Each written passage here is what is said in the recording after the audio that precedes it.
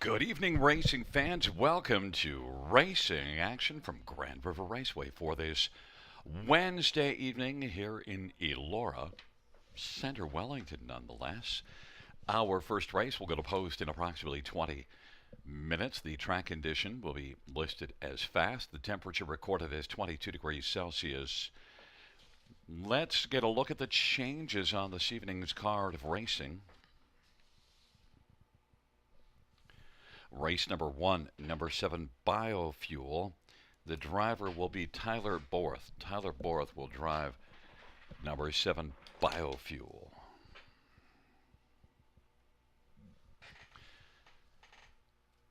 Races 2 and 3 have no changes. No changes. Races 2 and 3. Race number 4, scratches of 7, Mike the Knight, and 8, Royal Champagne. Race 4, scratches of 7 and 8.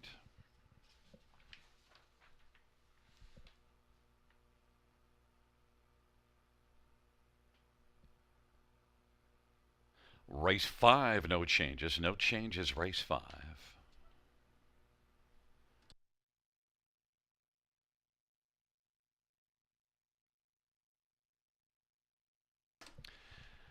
The 6th race, number 7, Bucky Starlet is scratched. Race 6, scratch 7, Bucky Starlet.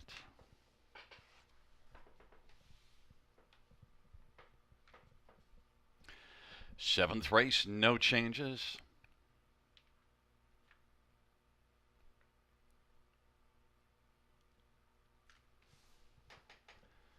Race number 8, number 6, Mr. Fritter. Bridle change, blind to open bridle. Ninth race, number 3, Stormont Mabel. The driver will be Travis Cullen. Travis Cullen drives 3, Stormont Mabel.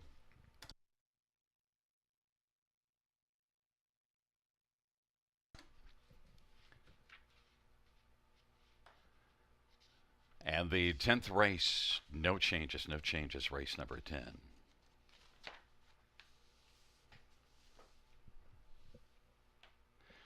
Once again, note race 1, 7, Biofuel, Tyler Borth will drive.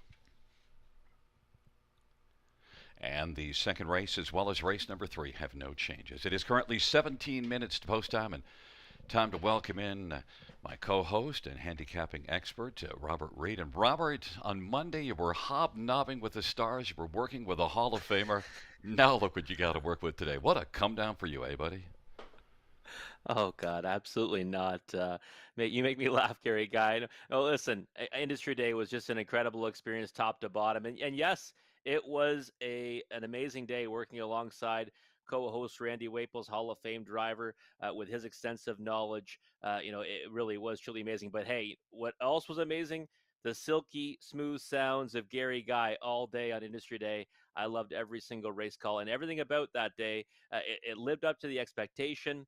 And what's so great about Industry Day for me, I'll be honest, and Randy said it early on in the program, it's a day about family, right? It's a day about people bringing their families to the track and in harness racing. There's so many families that everyone's kind of connected in some way, shape, or form.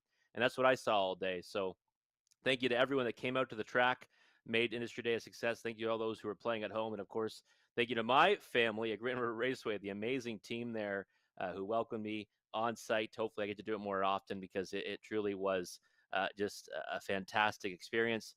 And it had a bit of everything too, right? Cheese party, being that unexpected winner of the Battle of the Bells, high drama in that race, and then not so much when Do Better went out there and asserted his dominance over his rivals in, of course, the Battle of Waterloo. But a day that really had it all, and I already can't wait until next year, Industry Day. But we've got lots of racing action before then here at the River, including tonight. It's Wonderful Wednesday, we'll call it.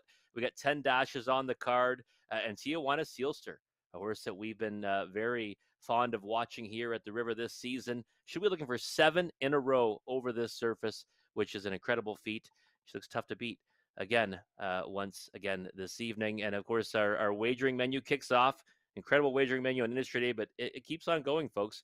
Guaranteed $5,000 pool in the early pick 5 low takeout, 15% on that wager. And of course, Gary and I will come back in about 8 minutes to post to break down what we like in that sequence.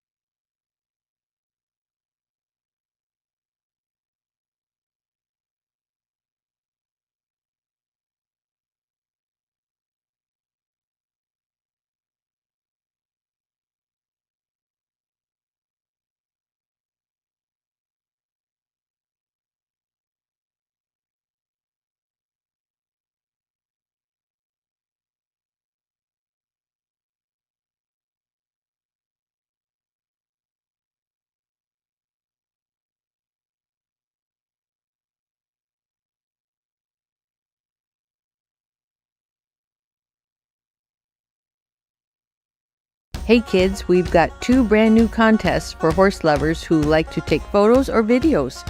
If you are in grades 5 to 8 as of June 1st, enter the Youth Photo Derby and the Youth Video Derby with your photos and videos of standardbreds. You could win up to $250. The deadline for both contests is August 31st. Whether it's the thrill of horses, crossing the finish line, the joy of the winner's circle, or even horses in the field, as long as it's got a standardbred team, that's what we're looking for. Check out our website for more details, bgracingalliance.ca.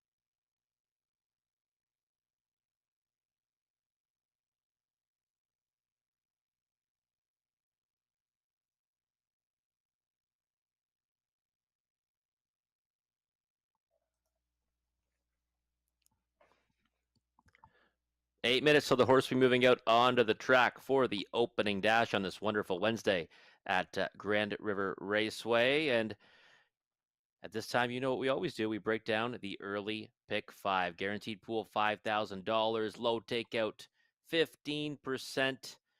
Gary and I have mapped out some suggested tickets for you. You can feel free to, add and remove as you see fit.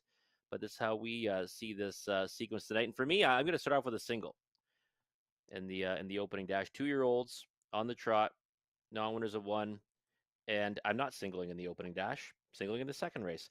2 and 4 here in the opening dash for me. And you know what? I will say that I might be singling on some of my own tickets on the $4 maker. And I made this one a significant horse tonight for me. Called it Travis Time. Reason being, Travis Cullen aboard for the first time. I think this is really going to help out the $4 maker here.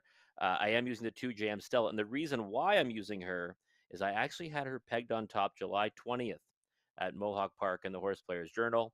Of course, got scratched for that one, and now comes back here. I love the qualifier, but that now is quite some time ago. So I put it on there, but I will be playing some extra tickets, keying the $4 maker here. So you can use that how you see fit. Race number 2, singling the 1 Colossal Faith. I think this is a spot play for this mare tonight. Rail Control. She gets down to the condition claiming ranks here. It's a $7,000 claimer still, but it is for non-winners of 2,250 last 5. Thinking that she really fits in here. She does show speed from that spot. She's had some success with Kyle Boston as of late. Second place finish just 3 starts ago at 88 to 1. I think this was a great spot for her to get back in the win column. She has been camera shy over the last couple seasons, though.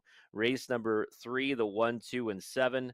Alexa Play Country's making a huge drop in class here. It's a monumental drop down in class, from non-winners of 2 all the way down to non-winners of 1 or 5,000 life. But it is post 7, so we're going to add a couple to the mix here. The 2 Angelic Katie, who I think will enjoy getting down to the inside of the gate after having the 8 hole last time, as well as the 1 Archimedes, who is a horse that hasn't been close to victory yet, but I still think there's something more there. Maybe we see it tonight. Third start of that one's career. Race number 4. I'm not going against the 2 Mahone Sealster much. Clearly the best of the rest will say last time to Tijuana Sealster, and I think that second start back he's going to be better tonight. I think he obviously faced a group that's void of that filly, and I think he just goes right back to the winner's circle, for the first time this season after winning 4 out of 28 last year. So Mahone Sealster, single for me in race 4. Money leg, race 5. I thought about the 2 maybe as a single too, but we had a little bit of money to spend anyways at $4.80 using 4 of them here. 2 Cassius Hanover, I think, is the one to beat, but using the 3 Arch Ruler, like the post relief for him as well. 7 Raise Little Hill's been racing good as of late, nose back on gate, but at outside starting spot. And the 9 Prestige du Hurrah looked a lot more like his self, the early self last season, last time out when he won by a neck. So $4.80 is my ticket. What does Gary Guy have in store for us tonight? Well, we'll start right off with in the first race. I have a couple that you have, the 2 and the 4, but I also added 7 Biofuel, and I should mention that 7 already was my third choice. And I give the choices the way that I actually have them, so I do have the 4 on top. But 7 Biofuel, adding Tyler Borth, and Tyler's been having a big year. And maybe I could get some sleepy value in there at 9 to 1 as people aren't noticing that change. And in the second race, yeah, 1 Colossal Faith, but 1 win in the past 2 years. I didn't have enough faith in that, so I wanted 1 extra. So my extra one is Bonnie Sunshine. I note that is your second one, so I went to the same spot that you think is the second choice because I just was afraid to go all alone with Colossal Faith, even though that is my win pick. Race number 3, this is where we disagree.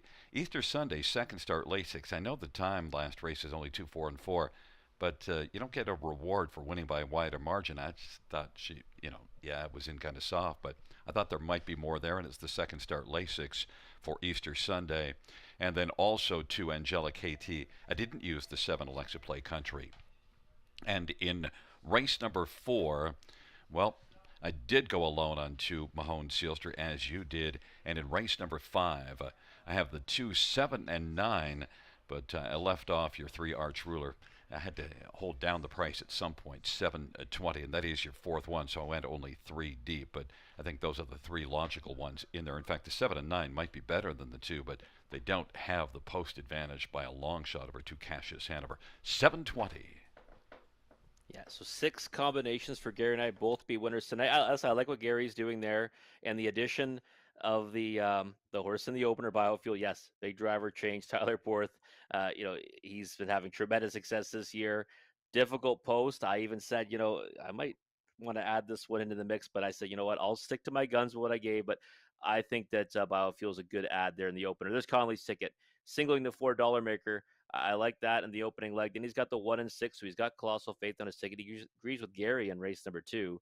2 and 7 in the third race, so same neighborhood with myself there. He's got Mahone Sealster, but he's adding in the 6 Eyes of Justice, One-Eyed Wonder, Eyes of Justice, the aptly named Eyes of Justice, and a horse that I think does have a chance in there and might provide some value in the multi-leg wagers. And race 5, he's got the 2, 7, and 8, so he's adding in the 8 Mo Power Baby from the ever difficult outside of the gate. $4.80 for Conley's ticket. But map out your winning wagers for this early pick 5. Takeout is always a low 15%. Pool's guaranteed at $5,000. We'll come back in just a few moments, take a closer look at the opening dash.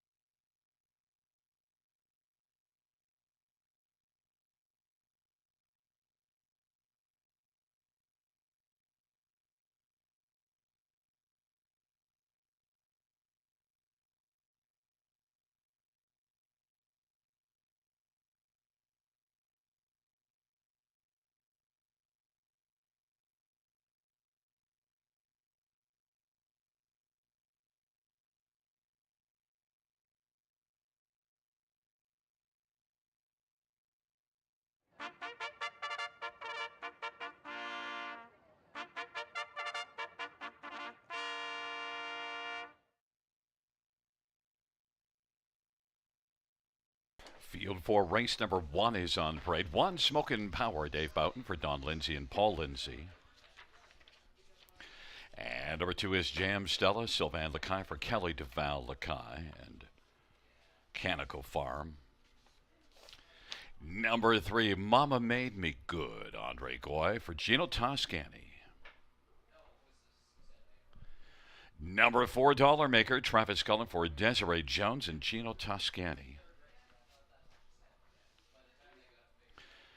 Race number 5, race 1-5, Stonebridge Cosmic, Rodney Hughes drives and trains and owns. Number 6, Timel Contessa, Mark Etzel for Timel Farms. And 7 is Biofuel, Tyler Borth, Renee Dion, and SNR Racing, and Frank Brundle, and SMS Ventures. Field of 7, the first dash, first of 10 on this wonderful Wednesday, Rob. And, well, let's get a look at Dollar Maker. They're not going to make a lot of dollars, though, but looks like the filly to beat. Yeah, I think, clear one to beat in here, and I called this one Travis time, right? I love when Travis Cullen jumps on one, especially here at Grand River. He has a lot of success here, and this horse has been racing, reasonably well in each of her first few starts. Obviously, outrun at Mohawk Park in her first two, and last time was, second throughout before getting beat by just over 2 lengths to Alibaba. And I think let's go to the track right now, and I think that we're going to see her flash speed off the gate. Travis is pretty aggressive as a driver, and this one's already shown that she's got early foot. She did it last time here at Grand River, and she did so also in her qualifiers at Mohawk Park. So pretty good score down right now for this one, and I think that she's clearly the one to beat. But hey, it's still 2-year-old trotting fillies. And it also looks like Dollar Maker might be firing up, and you see that gate speed as well. Now look at number 2, Jam Stella. You do see that 28-3 final quarter in the qualifier, and that's often at least a tip of the hand. And then this will be the first start, though, for this filly. Yeah, it is. I mean, $50,000 yearling purchase, right? And one that I was actually really fond of in her first scheduled start. She's a half sister to Alpina, who's won over 117,000. And I did love her qualifier. That was one that I kind of combined everything with what I saw with her, and that's how I put her on top on July the 20th in the Horse Players Journal at Mohawk Park. Of course, she was scratched out of that one because of the weather. But like you said, 28-3 on the end of it for a 2-year-old trotting filly, and only missed by a neck. And I don't think she was really ever, close to being fully extended. And not those, consistently quicker quarters like I do like to see, but pretty close to it.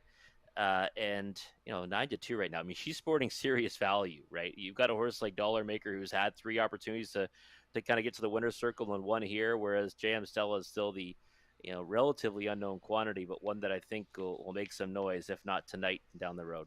1 Smokin' Power. I didn't get to this one on my top 4, but you got Smokin' Power third.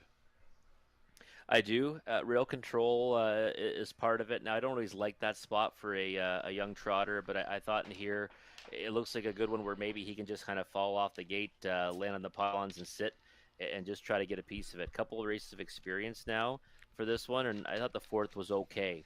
Lifetime debut here at Grand River Raceway, and I think that one that could definitely get a piece tonight.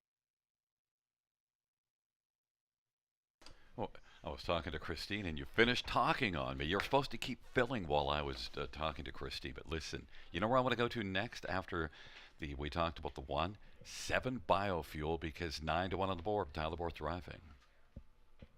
Yeah, and listen, I mentioned to Christine that I might have to adjust my selections, and I said it even just recently that this might be a good ad here. I thought Biofuel qualified well July 12th. I thought the first effort was decent enough. The next one was much better. 33 to 1/3 to Easter Sunday. I know you're using that one tonight in the pick 5. I think that it's a good ad, Gary. Tyler Borth jumping aboard any horse is one that you take notice of, and she's showing she's got a little bit of speed off the gate. She goes forward tonight off the switch. She get forwardly placed. 9 to 1 might be a bargain on her. Number 3, Mama Made Me Good, had some problems staying flat, but that seems to be solved now. I think so. I mean, last time this horse was kind of like looked like a rocket ship in the final quarter. Now, take it with a grain of salt. It was they were coming home pretty slow, right? Her final time was 30-2, but I thought she was moving well on the end of it. A couple more strides, she goes past the winner Easter Sunday. So I thought that this one progresses nicely now with a flat line to her credit. She might be right there at the wire. 9 to 1's not a bad number on her either. And she does show a 28-2 final quarter in a qualifier back in late June, so we'll see if Mama Made Me Good can make you look good and get onto the ticket. Well, actually, we both used this one for fourth. Taking up their position, Smoke and Power, Jam Stella, Mama Made Me Good on the inside of the center, Dollar Maker and Stonebridge Cosmic to the outside, Tamil Contessa and Biofuel. It's a field of 7-4, race number 1.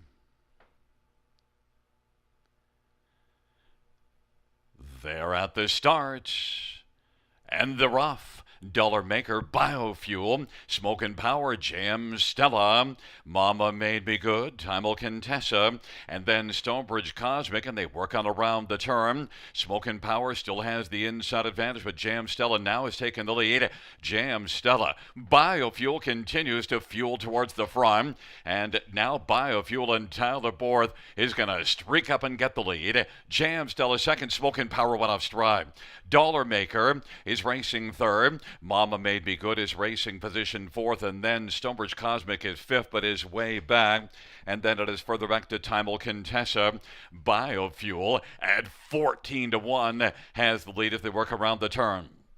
Jam Stella is racing second, and Dollar Maker is on the inside third, and right now is about 3.25 off the lead in front of Mama Made Me Good, and it is Biofuel as they race off the turn, and they come on towards just a couple little taps there by Tyler Borth to just keep on moving on the lead. Dollar Maker on the outside now is going to come after Biofuel, and on the inside, Jam Stella. Then Mama Made Me Good. Biofuel has that inside advantage, but Dollar Maker is making up ground and getting closer with every stride. It is Dollar Maker and Biofuel. Dollar Maker now leads it by a head. Biofuel on the inside tries to rally. Jam Stella is racing third. Mama Made Me Good fourth off that half of 1 minute and 4. Now Dollar Maker, Biofuel is about 2.25 lengths back. Racing third, Jam Stella, and Mama Made Me Good. 3/4 in 1:31. Dollar Maker as they race towards the top of the stretch. With Biofuel second, Mama Made Me Good now is going to take over second, Biofuel third, and Jam Stella is racing fourth. Dollar Maker as they come on down the stretch drive, and Dollar Maker is cruising at the finish for Travis Cullen. Mama Made Me Good second, Jam Stella third, and Biofuel ran out of fuel at the finish, but did hold on for fourth to a 1-3.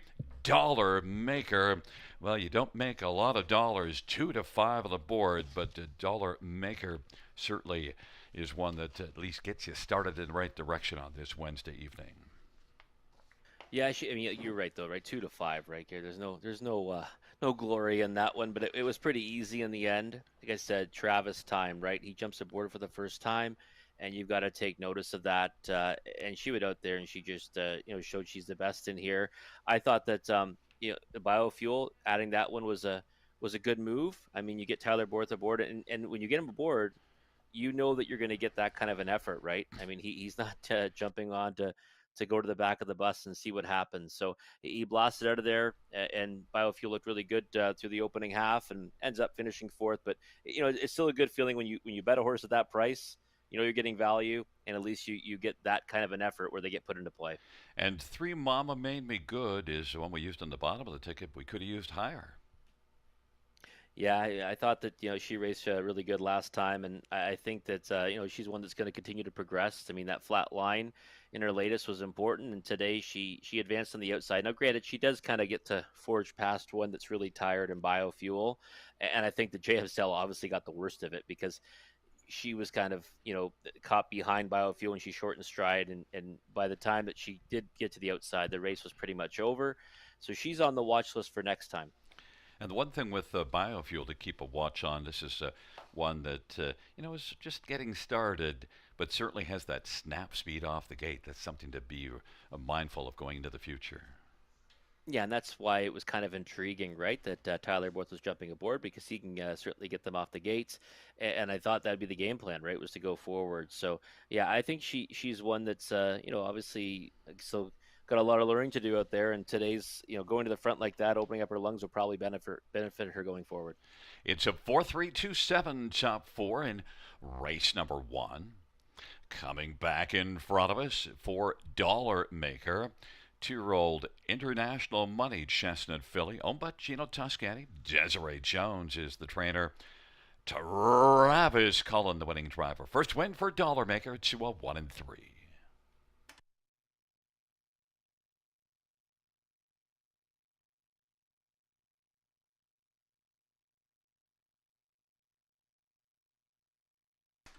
Also a special welcome out trackside with the horse Leanne. Leanne Silverthorne out trackside with Dollar Maker.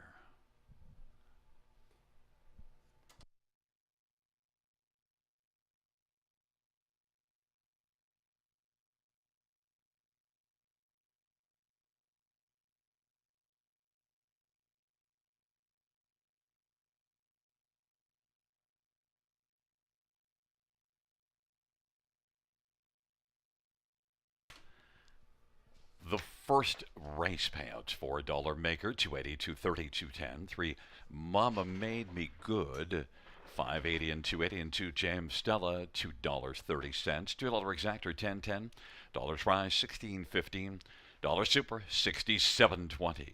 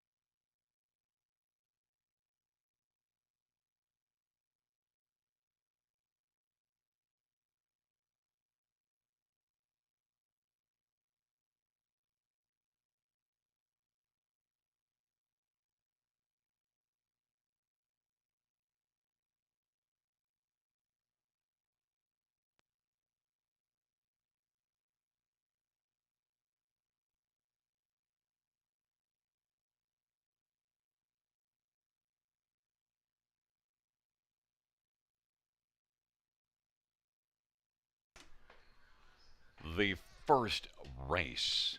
Order of finish from the top down 6-3-2-1-7-5-4. That's 6-3-2-1-7-5-4.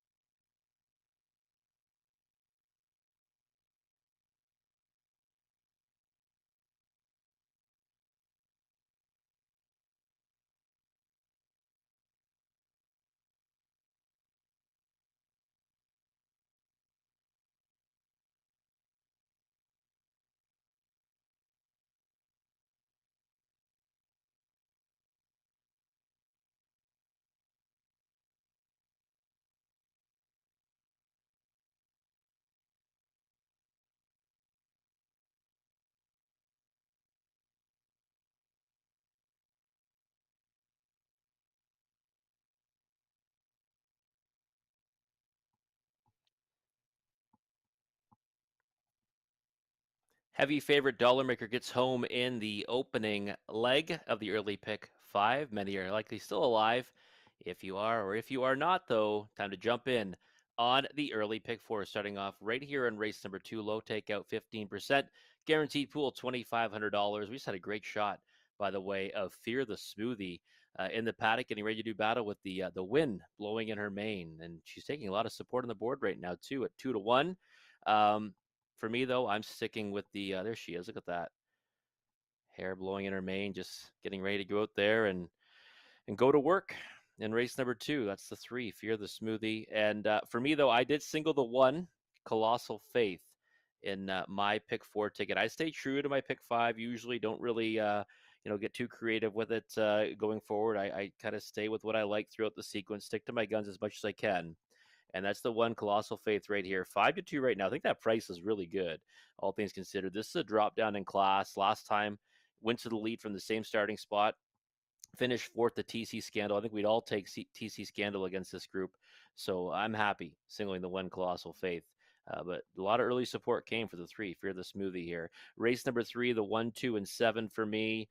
I do like the 7, Alexa Play Country, just on the monumental drop down in class. It really is.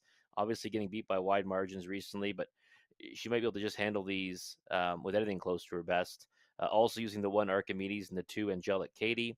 And race number 4, the 2, Mahone Sealster. I think he goes out there and dominates today. I really do. I thought it was a huge effort and defeat to Tijuana Sealster last time. Typically, he would have been good enough to win it at this level if he didn't have to go against one like that. And now transitioning to known as the 3,000 last three, I'm thinking that he looks like he should probably go to the lead from post two and maybe do all the work before getting his picture taken. Race 5, that's the race I'm going to spread it in 2, 3, 7, 9. Do think that Cassius Hanover is the one to beat, but I don't think he's immortal by any stretch in there. Has made a break before, and I think that there's some others in there that look intriguing, including the 3, Arch Ruler, the 7, Raise Little Hill, and the 9, Prestige du Hurrah, who I thought looked a lot more like the horse that we saw last season when he had some real nice efforts in the Prospect Series. So trailing post tonight, but I think he's in with a chance. $2.40 is the cost of my pick four ticket. But let's see what Conley's got for us. See where Conley's going here. I think he's got the 1 and 6 here. Yeah, no singles for Conley, but he keeps it kind of tight throughout, going 2 by 2 by 2 to start. 1-6 here in the opening leg. In the third race, the 2 and 7. So we're in the same neighborhood there. He's going to use Mahone Sealster, but also using Eyes of Justice, the 6 in race number 4, one that I'm typically fond of, but don't have on my ticket tonight. Race 5, the 2, 7, and 8. So he's got 2 of my 4. Again, he's throwing in the 8 hole Mo Power Baby, but they'll be coming out shortly. for race number 2. So map out your winning wagers for this early pick 4. Guaranteed pool $2,500, low takeout 15%. We'll come back in just a few minutes, take a closer look at race number 2.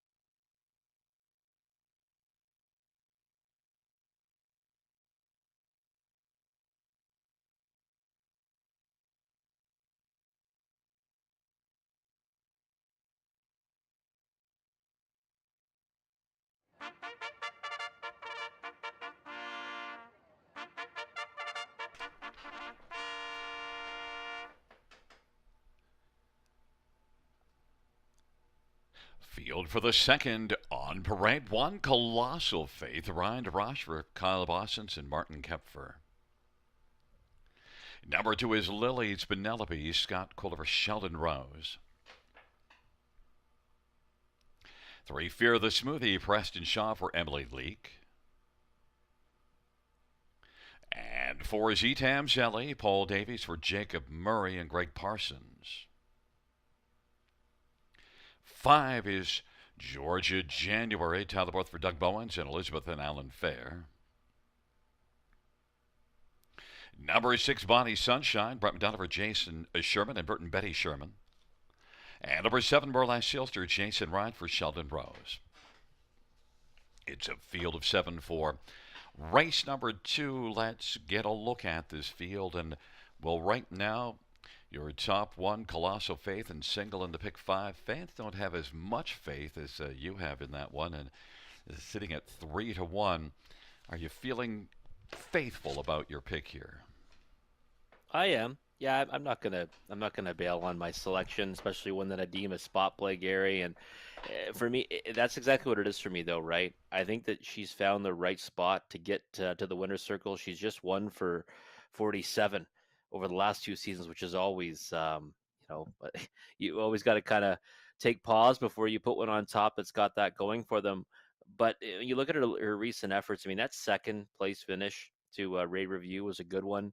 And 56-4 was the time of that mile that day, and she kind of held game at long odds against a tougher group.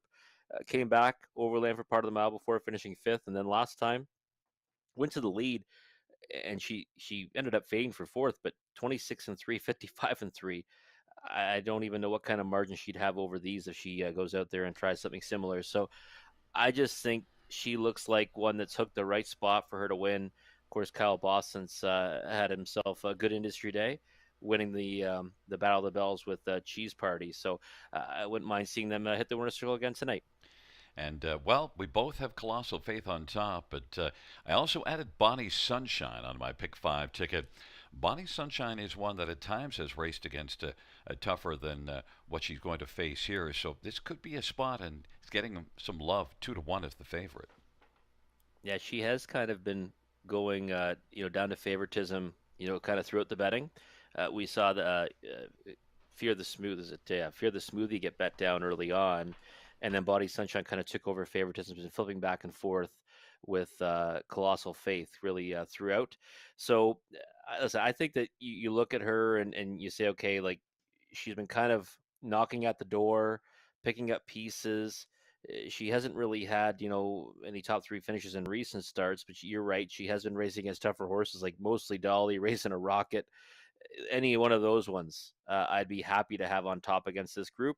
But I do think that she's obviously at a post disadvantage to the one, Colossal Faith, and she might also be at a pace disadvantage too. But we'll see how it plays out. I've always kind of liked Bonnie Sunshine as a horse overall, and that's why I have her pegged for second here. She'll have to overcome the post, but she does have the early foot to do it. Number 7, Burlesque Sealster is offering 12 to 1. Has the most wins the past 2 seasons of all of the ones in this race, but Burlesque Sealster was kind of off form. The last race was better, though. It was, and whenever there's a race like this where you're going to have multiple horses that are kind of not on their game right now, because it is, like I said, it's a claiming condition race, so they have to be in for the tag, and they also have to fit the condition, and the condition will typically mean they haven't been having all that much success as of late.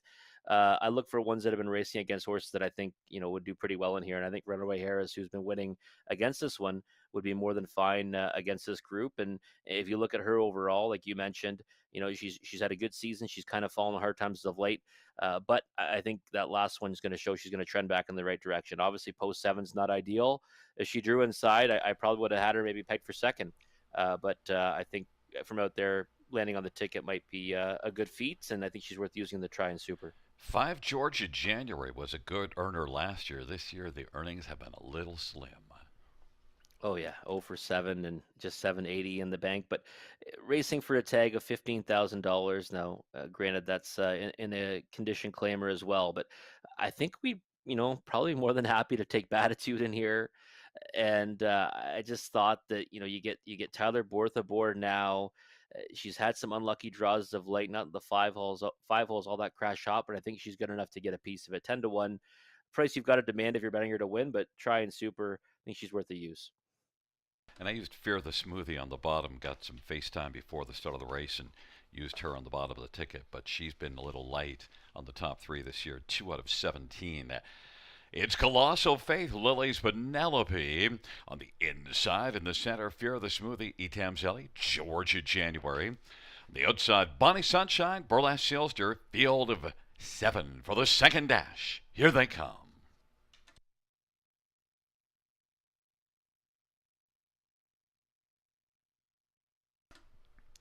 Field for the second race. He is at the start of the rough, and it is Colossal Faith and Fear the Smoothie. Georgia January. Then Lily's Penelope, Bonnie Sunshine, Etamzelli, and Burlesque Sealster is dancing from a trailing spot. Colossal Faith has got the lead, and Georgia January continues to drive on the outside. And on the inside third, Fear the Smoothie. Georgia January wants to shovel right up and grab the front from Colossal Faith. Fear the Smoothie is racing third. Then Lily's Penelope fourth, and now Colossal Faith is going to reclaim the lead. Racing fifth is Bonnie Sunshine, then Etamzelli, and Burlesque Sealster. Colossal Faith at 4 to 5 on the board has reclaimed the lead. Georgia January second, Fear the Smoothie is third, and Lily's Penelope fourth. Bonnie Sunshine third from last in front of Etamzelli, and Burlesque Sealster trails the field. 7 in a line as they race off the turn, and popping up from fifth came Bonnie Sunshine. It is Colossal Faith who's got the lead. Georgia January second, and now Bonnie Sunshine first up third, being followed on the outside by Etamzelli. Half 58 and 3, a 30 and 4 second panel breather for Colossal Faith. Now Bonnie Sunshine has advanced from fifth up to second and is only about a half length off the lead. Off stride went Georgia January. Etamzelli is racing third. On down the back stretch, Colossal Faith. Bonnie Sunshine is pressuring, and on the inside third is Etamzelli. Then it is back to Burlesque Sealster racing fourth, and now Bonnie Sunshine has come on to grab a lead and is in front by about a length and a quarter. Now a length and a half. Burlesque Sealster is closing and is on the outside taking over second. Colossal Faith is dropped back to third. Then Fear the Smoothie and Etamzelli, they turn for home. Bonnie Sunshine on down the stretch drive they come. Bonnie Sunshine, Burlesque Sealster, and on the outside Fear the Smoothie. Bonnie Sunshine shines in the second. Then Fear the Smoothie, Burlesque Sealster, and Etamzelli 158 and 2. Bonnie Sunshine at 8 to 1. Nice little score in the second race, Rob. It is definitely a nice little score for Bonnie Sunshine, and the price is huge, really, when you think about it. In the end, obviously, I was a little bit enamored with Colossal Faith, and she gave way tonight. I mean, look at the fraction she set last time. Tonight, she kind of got things her own way. for the most part. 58 and 3 to the half, good second quarter breather, but it didn't matter. She gave way on the engine, and Bonnie Sunshine just kept on coming here, and this was a good effort for her. You had mentioned, Gary, you thought that she's been facing much tougher, and she had been, but she still got to put it together, for a victory, and she did it the hard way, first over, and then fends off a couple late challenges here, but it never really got close. Yeah, and I like the fact that Brett made his move up pretty quickly. He popped out from fifth, and he wasn't waiting to flush cover. I want to come. Yeah, no, yeah, I love it too. If you're on a horse that you think's the best in the race, there's no problem going first up. And if you've got one on the engine that gets a little bit tired late, why not go out there, sit on the outside of that one, and just hope that you've got the better one. And he did that tonight. And there should be really nice payouts here, right? You've got an odds-on choice that now misses the board. 8-1 winner, obviously 5-2 second. We saw Fear the Smoothie take kind of support throughout the betting, but after that, it's bombs away. And you were all worried. I know that we both had colossal faith on top, but you're still rolling in the pick five, and I'm not. You were worried I might start closing ground on you. Well, the win column, but at least the pick five is nice to have an 8-1 shot for you after that heavy favorite in the first. Back in front of us is number 6, Bonnie Sunshine, a 4-year-old Sunshine Beach Bay mare, owned by Bert and Betty Sherman and Jason Sherman. Jason Sherman, the trainer. Brett McDonald is the winning driver. It is the fourth win this year, eighth lifetime. Bonnie Sunshine, 158 and 2.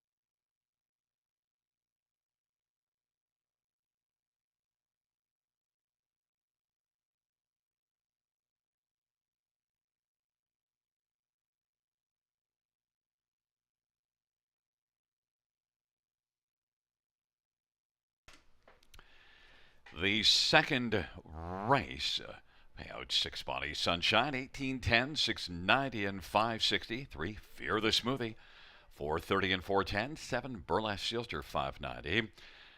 $2 exactor 72.20. Dollar try 369.20. Dollar super 1346.50.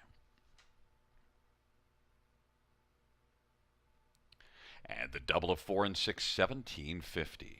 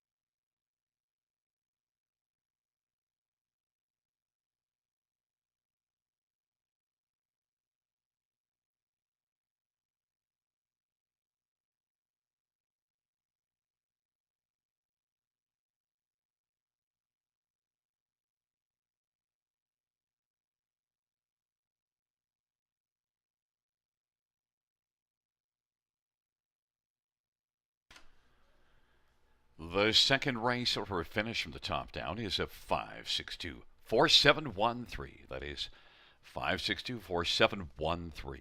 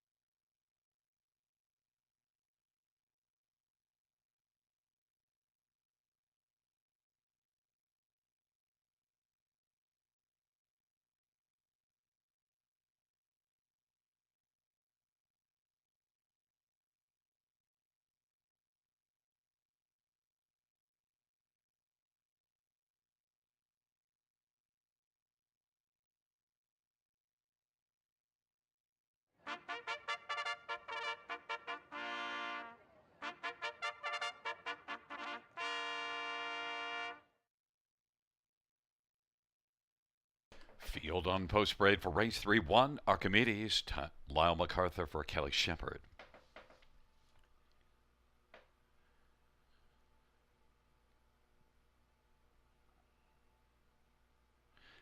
Number 2 is Angela KT, Bruce Richardson for John Holing and Morley Bosworth. Number 3 is Easter Sunday, Todd Ratchford for Nicolaitis and Peter Albrecht. 4 is Scoten, Jay Harris for Ruth Moore and James Hasty. 5 is Susie Valentine, Mark Hetzel for Robert Newton and Shantan.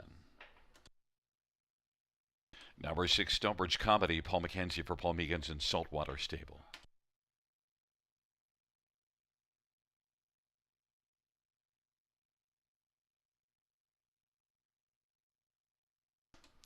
And number 7, Alexa Play Country, Jason Ryan for Ron Waples Jr. and James Fullerton. Field of 7 for race number 3, and we'll stay right on the camera with 7 Alexa Play Country because Robert is playing this tune from post position 7 in the third race as your top one, Robert.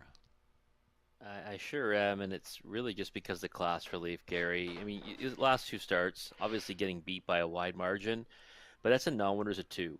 Right. And then before that, even you're facing off against much tougher than what she'll see tonight in this class here. This is not winners of 1 or 5,000 life. There's some other exceptions that are made for fillies and mares, and there's the also eligible condition that this one fits. So I just thought that Let's Play Country, even from post 7, if she goes out there and she minds her manners and which she typically does, and she can get away reasonably well from the outermost post in the contest with Jason Ryan aboard, I think she should be able to handle this group, and that's really what it comes down to. There really wasn't anyone in here that I looked at and said, well, can this horse really beat her on a fair and square playing field? Maybe with the post, yes, but I don't think so otherwise. So I was willing to go with her, and she's 2-1 on the board right now. Obviously, not giving much value vertically, but I do think she's the one to beat. Number 2, Angela KT is one that you don't have to go far back to see some competitive miles, but still, the point is she's 0 for 23 in the win column. Yeah, 0 for 23 in the win column's a tough pill to swallow, but there's those on the board finishes, right? Like you mentioned, she's obviously been there, and been close at times. I mean, she's only half a length away from Cash Deals 3 starts ago. I'm pretty sure we'd be lining up to take any price on Cash Deals in this class. So that's a good form reference for me. And then 2 back, I mean, that's a pretty good race by the winner, Prince Archie. And this one got bet down to favoritism, 6-5 in there. So there's that opportunity to take back value on Angelic KT. And last time post 8 at Georgian Downs, making a break in stride, hadn't raced in more than 3 weeks. Now comes back on a more regular schedule. There's a lot of boxes being ticked here by the 2 Angelic KT, but the biggest glaring problem, as you mentioned, is that over 23 in her career. Well, we both have that one used for second, so we do believe that she's going to race better and stay flat and be fine. Number 1, Archimedes, is one that I used for 4th, but you bumped up to 3rd in here, 6-1. Yeah, I just thought that this one's been sitting on something, right? And seeing Lyle MacArthur kind of bring them along sometimes, and and horses sometimes need to get that education too, right? So he's one that I thought qualified kind of sneaky good, but he still only went 205-2. So to have him go out there and now maybe notch a victory in his first couple efforts might have been a big ask. But I thought his outings were decent enough where you'd say, you know what, maybe in here, if he gets away well off the gate from the pole position, I mean, he's been one that certainly looks like he's going to mind his manners. And I just like the way he goes. So I don't think that he's without a chance in here. He's going to have to raise his game significantly.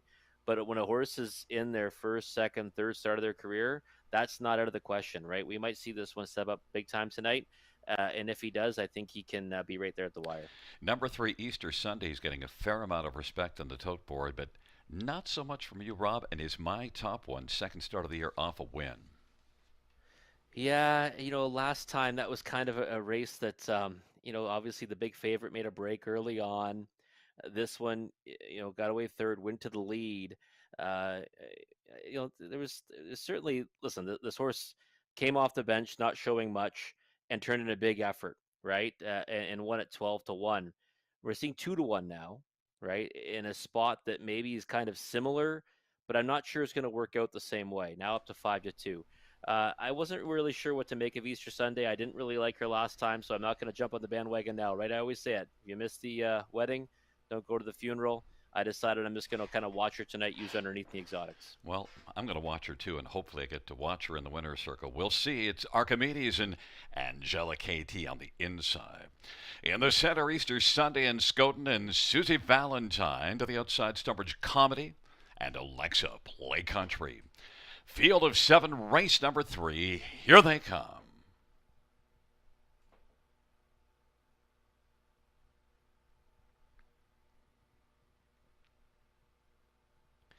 And the field for the third. Gathering speed, approaching the start. Susie Valentine drops back a bit at the start, and Easter Sunday is going to come out quickly with Skoden. Alexa Play Country is playing quickly from an outside post position as they work on around the turn. Easter Sunday with that inside advantage, then Skoden. Alexa Play Country is currently playing third, then Angela KT, and Stonebridge Comedy, Archimedes, and back to Susie Valentine. Easter Sunday with the lead. Alexa Play Country still playing on the outside. Alexa Play Country at 5-2 wants to come on and clear to the front, and Alexa Play Country is going to now clear to the lead. Easter Sunday is racing, filling the pocket. Skoden is third, and then racing position fourth is Angela KT. Stonebridge Comedy fifth, Archimedes is sixth, and Susie Valentine is back in seventh. Alexa Play Country.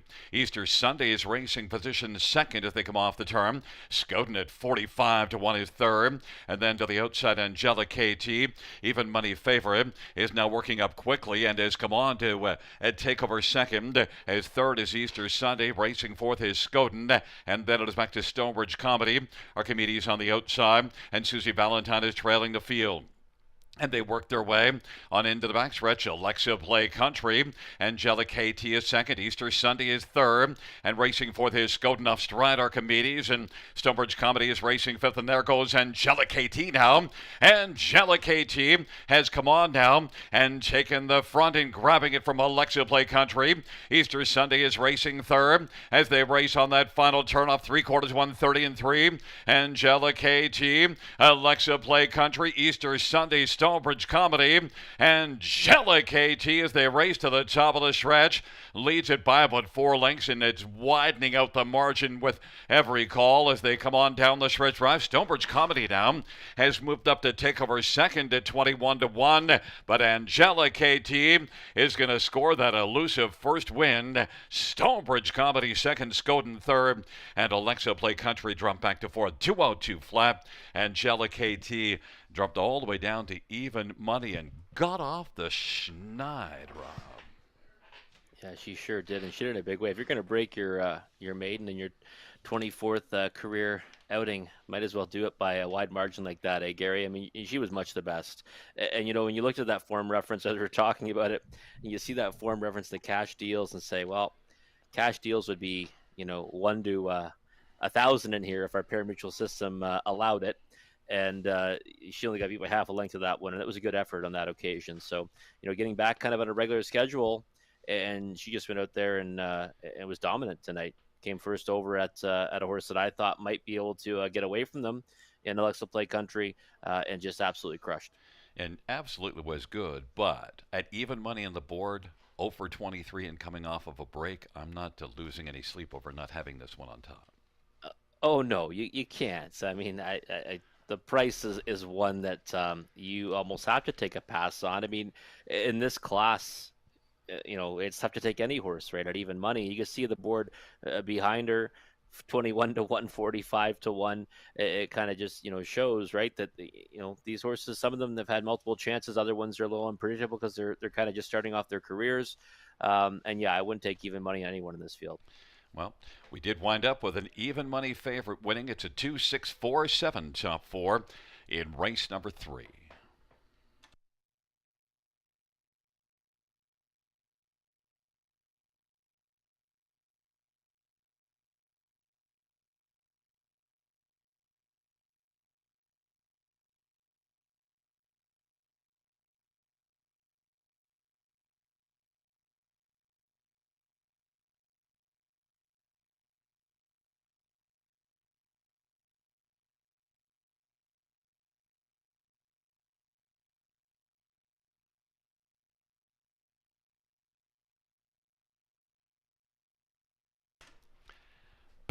front of us, the winner of race number 3. It's number 2, Angelic KT. 3-year-old Archangel Bay filly owned by John Holding and Morley Bosworth. John Holding, the trainer. Bruce Richardson, the winning driver. First win for Angelic KT, 202 flat.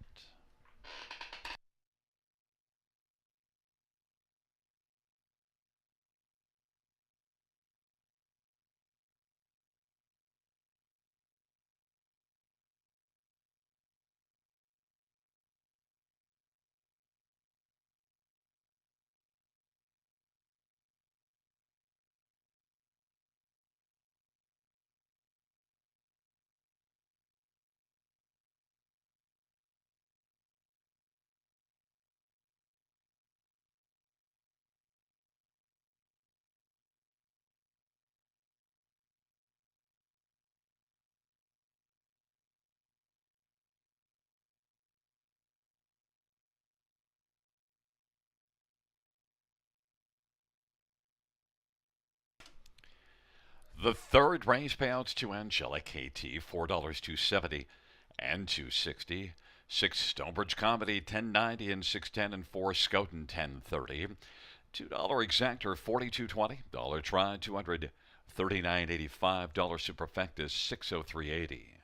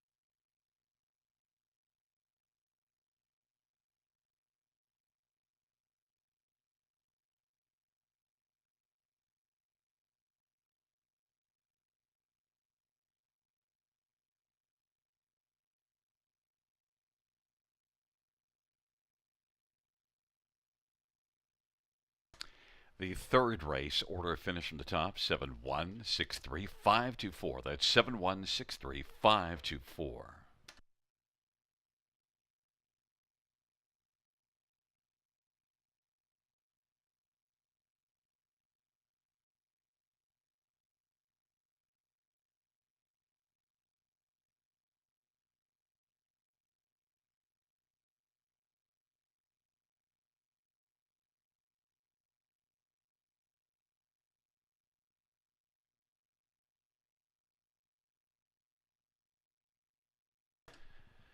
Five minutes to race number four, and while we have a moment, we're admiring the cornfield as, well, Doug McKay, he's a great track man, but he's also got his corn really growing. It's a man with a cornucopia of talent.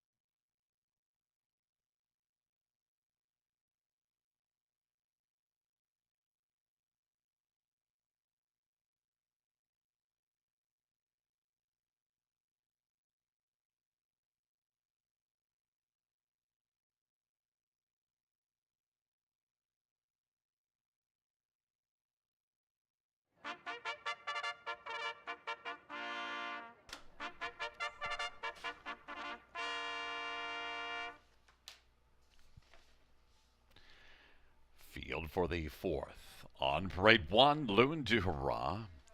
Loic Gurriel for Denny Gurriel. Number two is Mahone Sealster, Austin Surrey for Bruce McDonald and Martin Stables and Paradox Farm.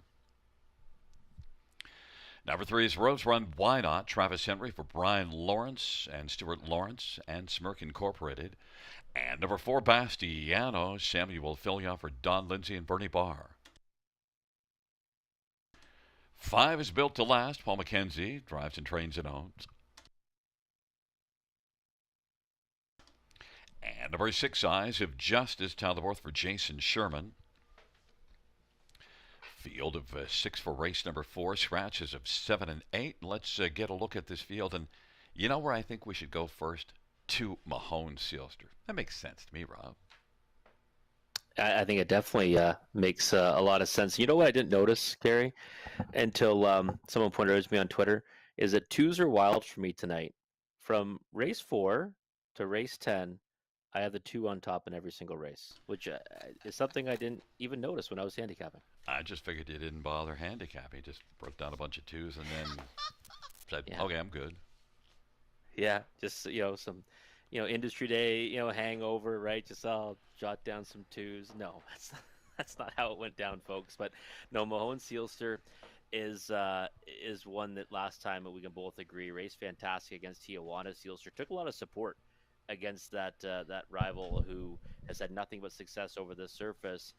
9-5 on that occasion. Went to the early lead. Then obviously, I don't think necessarily released her, but didn't have a choice but to let her go before finishing a decent second, beating you by just over a length on the end of it. So I think that Mahone Sealster now second start back off a layoff.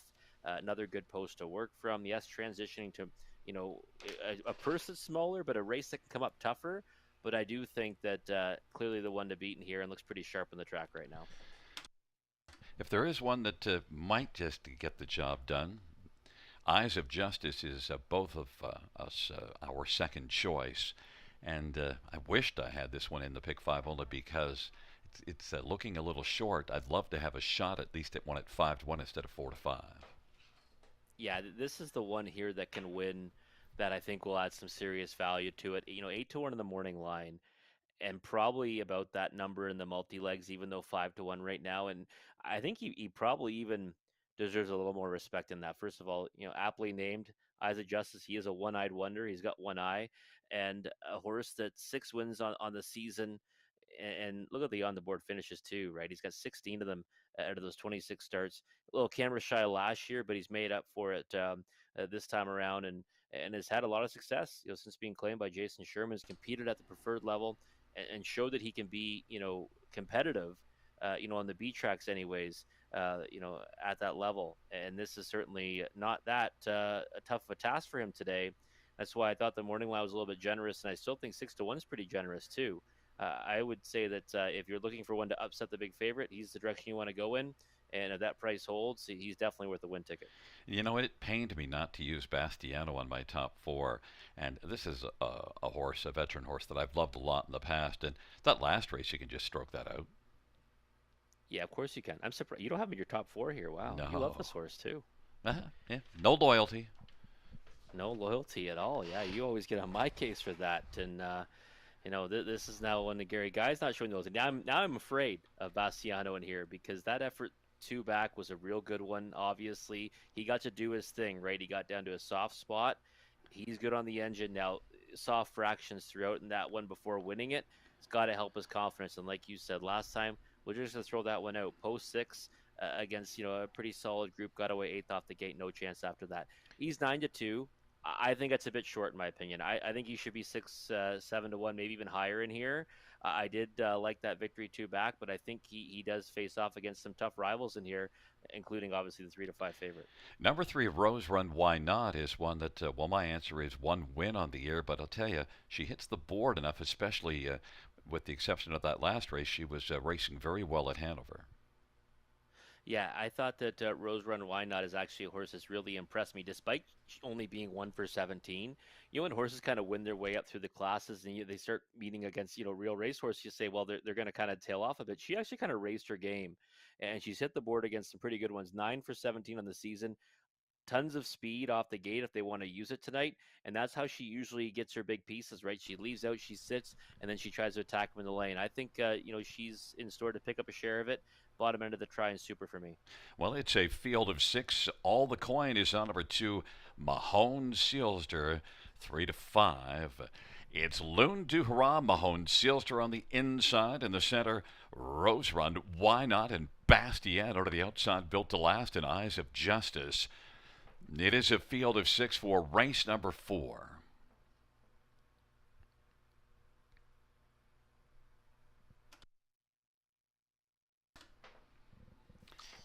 It's a field of six for the fourth race into the stretch drive. There at the start of the rough, Mahone Sealter, Rose Run, Why Not, Bastiano, Loon du Hurrah on the inside, then Eyes of Justice and Built to Last, and they press on around the turn. Mahone Sealter with the lead. Bastiano continues to march. Bastiano now is going to clear to the front. Mahone Sealster second. Loon du Hurrah third. Rose Run, Why Not is racing fourth, and Mahone Sealster is going to reclaim the lead. Eyes of Justice is racing fifth, and Built to Last is trailing the field. Mahone Sealster on top. Bastiano fills the pocket. Loon du Hurrah is third. Rose Run, Why Not racing fourth, and then Eyes of Justice has just one beaten, and that is Built to Last. Mahone Sealster 2 to 5 of the board. 28-3 opening quarter.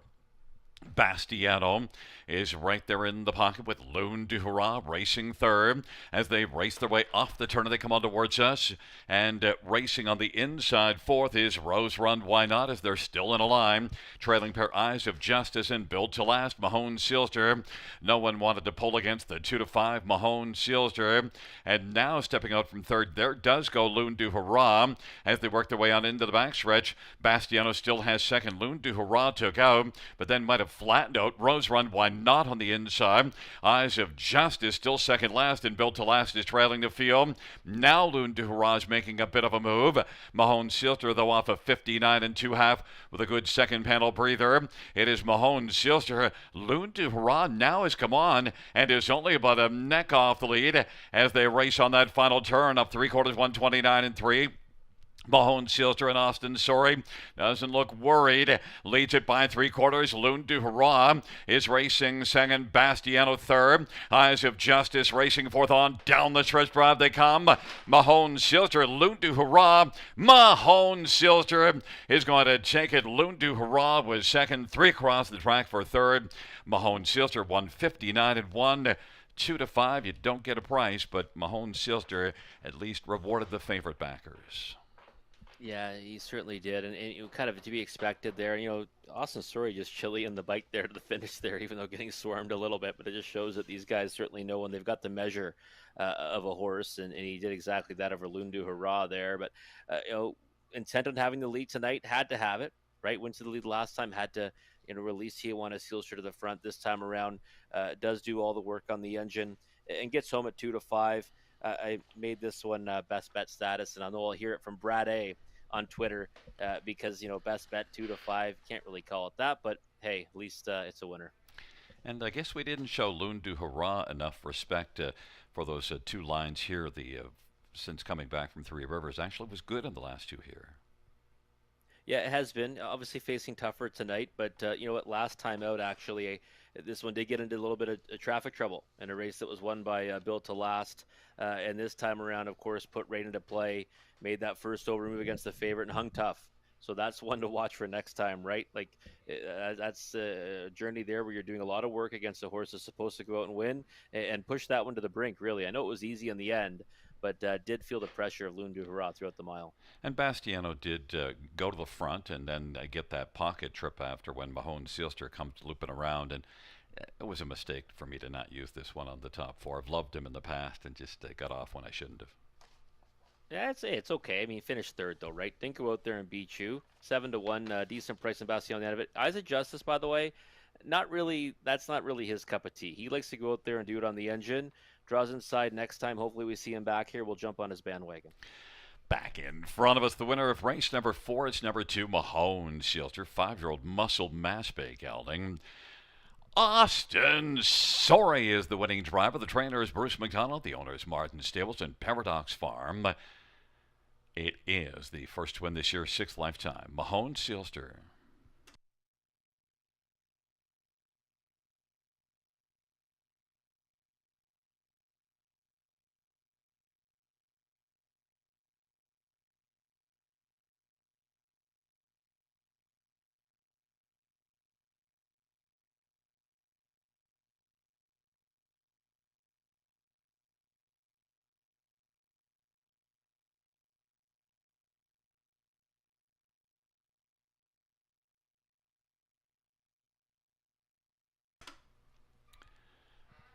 The fourth race payouts, 2, Mahone Silster, 280, 220, 220. 1, Loon du Hurrah, 370, 270, and 4, Bastiano, 340. $2 exact rate, $80. Try, $18.45. Superfecta, $39.70.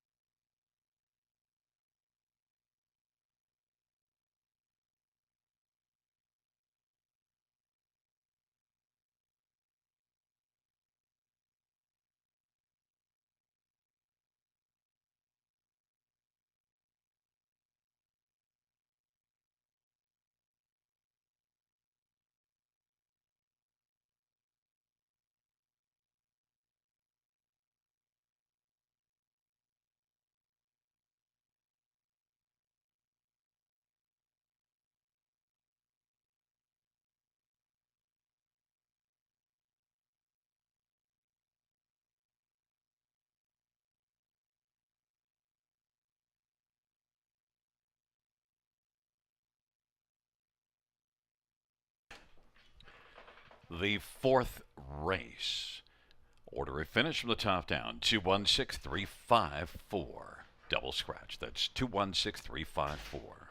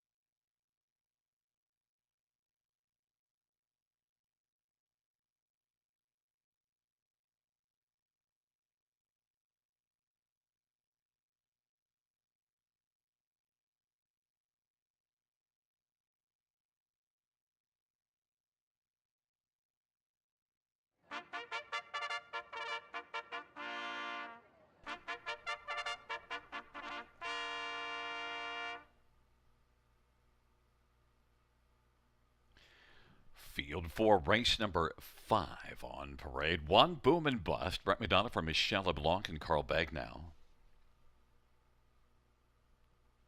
Number 2 is Cassius Hanover. Jason Ryan for Sarah by Etta Shaw and Richard Bertume. 3 is Arch Ruler, Bruce Richardson for John Holding and Morley Bosworth. 4 Cadillac, Austin Sorry for Steve Charlton and Wayne Burley.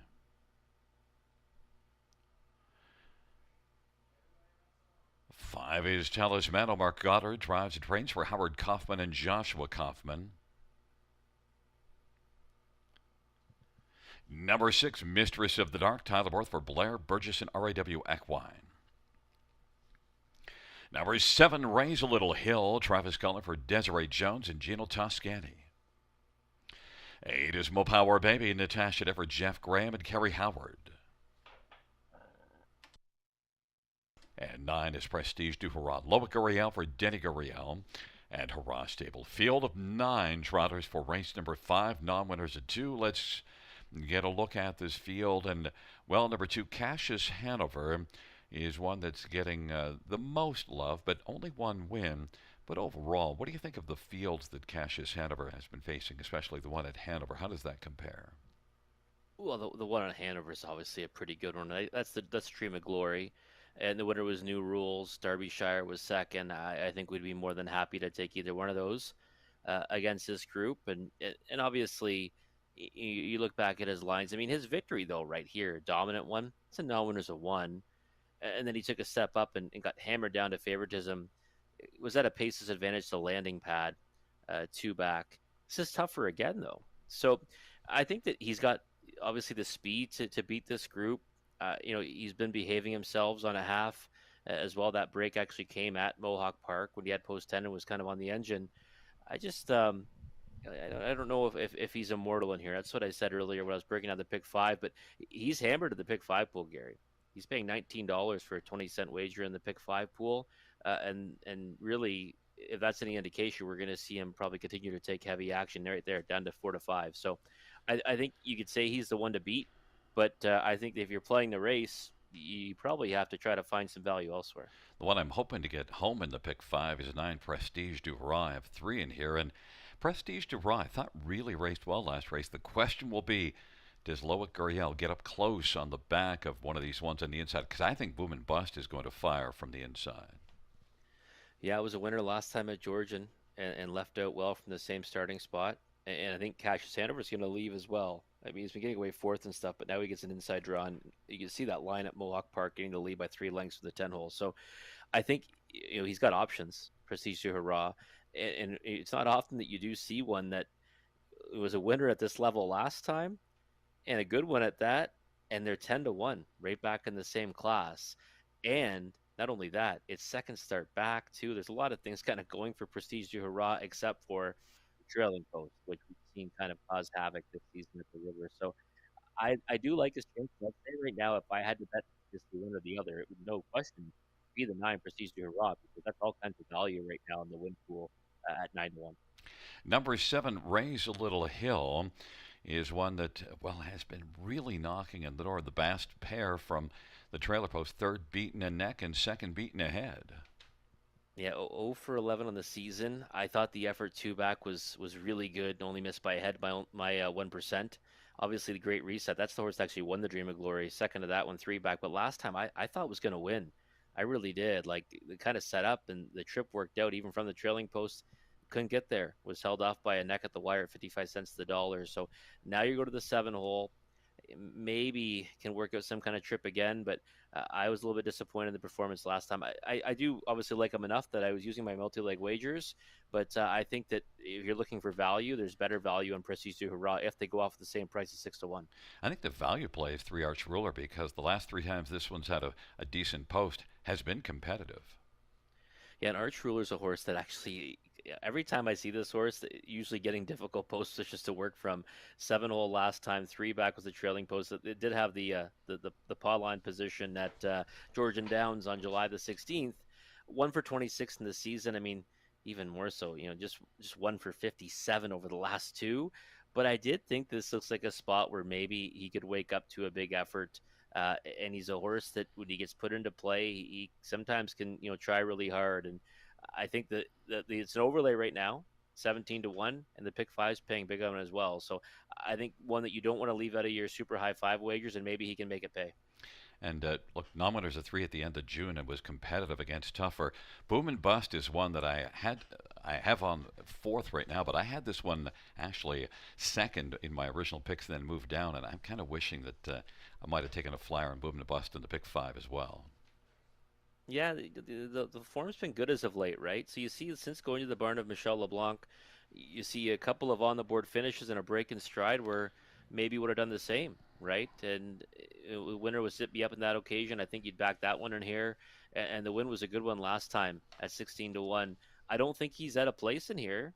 And I think if he goes out and minds his manners from the rail, which I think is a tough spot sometimes for an inexperienced trotter, but he's left there from before, so I think he'll be okay from there. But 8-1 when you can't leave off your super high five tickets.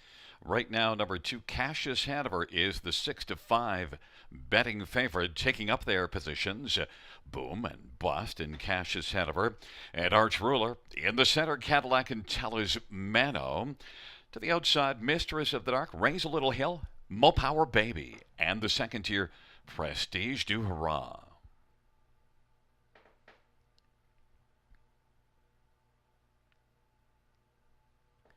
Field for race number 5 is at the start and the rough. Cassius Hanover is going to get out. Well, Arch Ruler broke stride, and from the outside, Mistress of the Dark and Raise a Little Hill. Boom and Bust on the inside, and Prestige du Hurrah. But it is Cassius Hanover who's got the lead. Boom and Bust is second away. Raise a Little Hill on the outside now is second. Boom and Bust is third.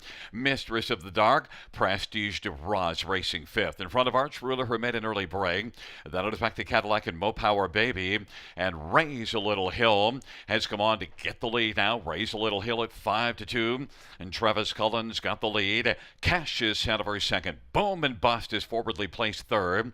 Then Mistress of the Dark, Prestige du Hurrah is going to pop first over now.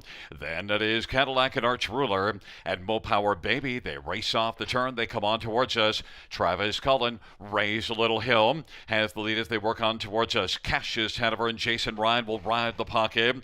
And to the outside, Boom and Bust is going to grind up first over.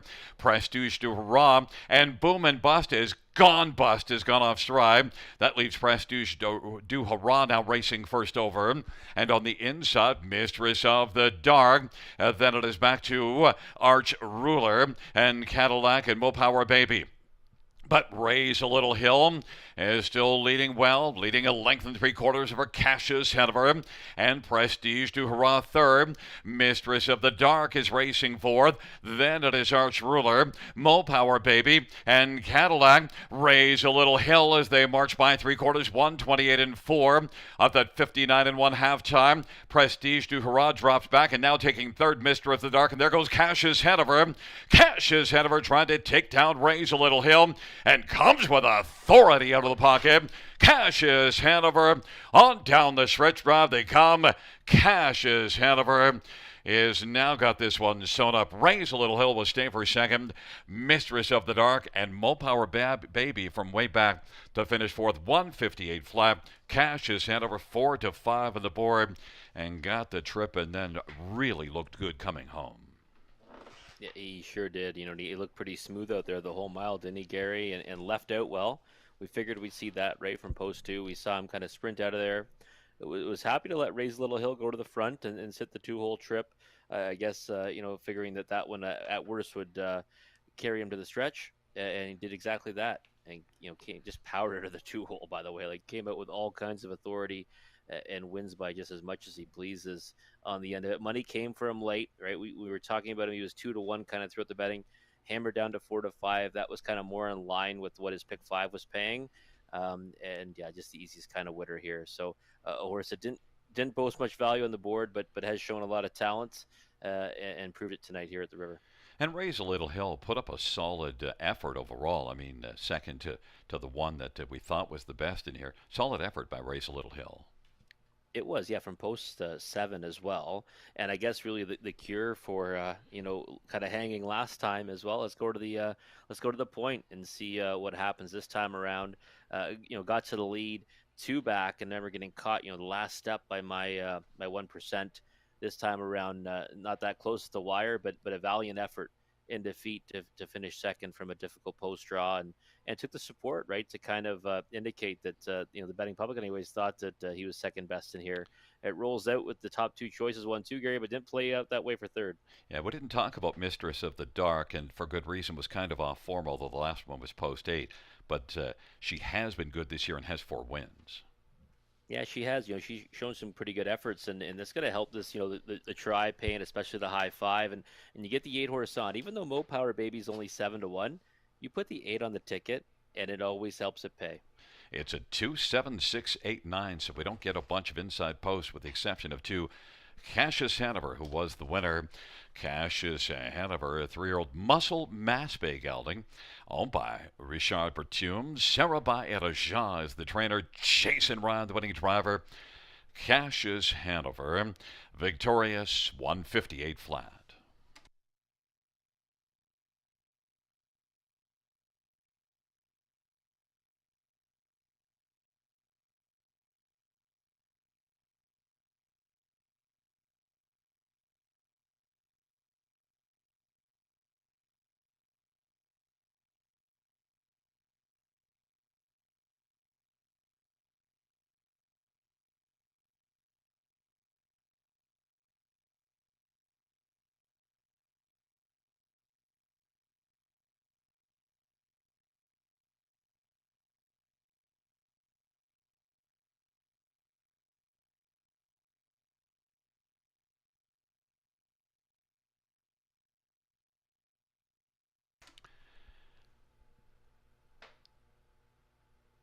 The 5th race payout to Cassius Hanover, 380, 240, 240. 7 Raise a Little Hill, 360, 290. 6 Mistress of the Dark, 610. The $2 exactor, $840. Dollar try, $79.95. Dollar pick 3, $6.95.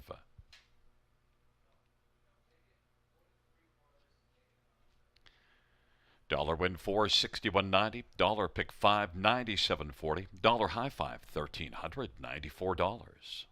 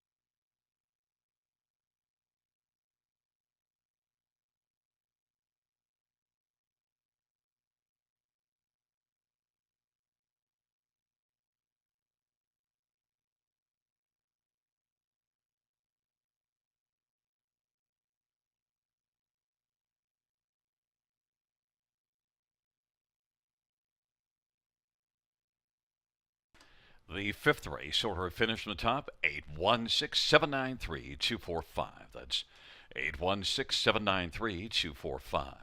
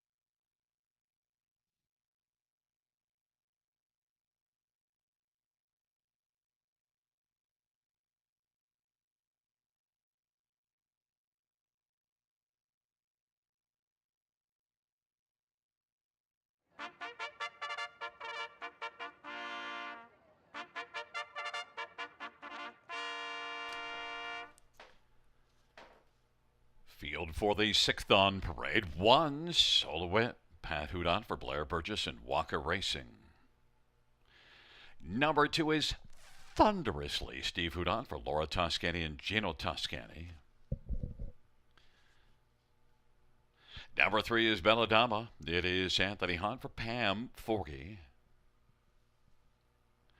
And four is St. Lad's Tricky, Paul McKenzie for Eric Wilson and St. Lad's Farm. Five is Painted by Matisse, Garrett Rooney for Bill Meegans. And number six, Vimy Ridge Venti, Talbot for Steve Loughran and Paul Mazzetti. Scratched is a 7, a field of 6 for race number 6. Maiden Trotter is kicking off the late pick 5, and well, fans are taking number 2 Thunderously pretty seriously. You have 4 to 5 on the board. A class dropper that, well, we both like on top, as does everybody else, Rob. Yeah, I think he deserves that respect. 4 to 5 right now on the board. I kind of thought this one would get bet off the board, and we're going to see a bit of a score down from this one right now, Gary. And a couple of starts off the bench recently, and now winners a 2. Right, another one where we see that big drop in class. Now winners a 2 back, post 9. I actually thought it was a really good effort. 2 back to finish 4th and no turning back. Impressive dude. Valley Dory, that they were all in there, and I think any one of those you'd be more than happy to back against this group. And last time, post 7, got away 7th off the gate, was a long way off the lead at the quarter pole, and the race featured a second quarter at 31 seconds flat. So what chance does he really have to get back into the race? Now you got third start back. Now has missed a week between though, but I think post 2 this level, he should be able to beat this group with ease if he can bring anything close to his best. Even money, 4 to 5 is about the right price on him. I don't think he showed a lot of intent going around that first turn, but that doesn't always give you all of the clue you need. It's nice to look at, but I didn't see it. But 3 Belladama is one that, well, the last couple races at Sarnia not good, but you watch all of the action at Sarnia. Was a winner. You saw that one win 3 races ago. Yeah, I did, and it was a good effort to get there. And Made of Magic actually was one that has since gone to Mohawk Park and raced pretty well. So it's a good form reference there because she got the better of that one on that occasion, and it was pretty in hand too. Like it wasn't a labored victory. She kind of went by with ease on the end of that mile, and then she obviously took a lot of support against its Sally Deal last time. Made a break in stride, an untimely break in stride that certainly cost her a good finish in that one. And then last time, likely looking for that flat line when she had her trainer aboard. So I think Anthony Hahn back on the bike tonight guided this one to victory in that latest win, the only win of her career. And I think she merits respect. 2 to 1. I mean, I thought we'd see a heavy favorite in Thunderously, and this one would be the clear second choice. It's playing out that way on the odds board. And I mentioned you watching that racing at Sarnia. You watch racing from everywhere, including qualifiers and sometimes a couple of times in the qualifiers. All I can say is, I hope your wife really loves you. She does. She does. She enjoys racing as well. They were watching Industry Day live as it all played out, and they typically they do catch the broadcaster and the boys. So yeah. Well, they better love you because I don't really love you all that much. Number 6, Vimy Ridge Venti. Well, look at last race, post position 7. You can love that race. 8th by 10 at the quarter and second beaten 3 quarters. Yeah, I got kind of like a lucky journey on the end of it, right? Because you'd see a line like that, 7-hole, you get away 8th, you think they're going to be making up ground on the outside. Actually made up the good ground on the inside and got within a length of Easter Sunday on the end of it at 31 to 1. And thinking that, if this one ever got moving sooner and could get clearance up the passing lane sooner, probably would have been a winner. Came home really strongly. The thing we always note about this horse is we've seen him show potential several times, making recoveries from miscues and stuff like that. But he just, has a tendency to make breaks in stride. So last time, obviously, it's a feather in his cap now, right? He's got a flat line to his credit, first flat line of his career, and that maybe that's going to be now moving forward for him. I think 7 to 1 is a price you've got to get that or more on a horse that really doesn't stay flat at all. except for last time out. But I do think there's ability there. So if Tyler Borth can kind of figure him out, yeah, I think he can do some damage against this group. But I think 8-1 might be on the short side after he offered 31-1 last time. You know what could be interesting in here is for St. Lad's tricky because you don't see much at all in the way of form. But that last race, battled hard and then, still only beaten a length and 3/4.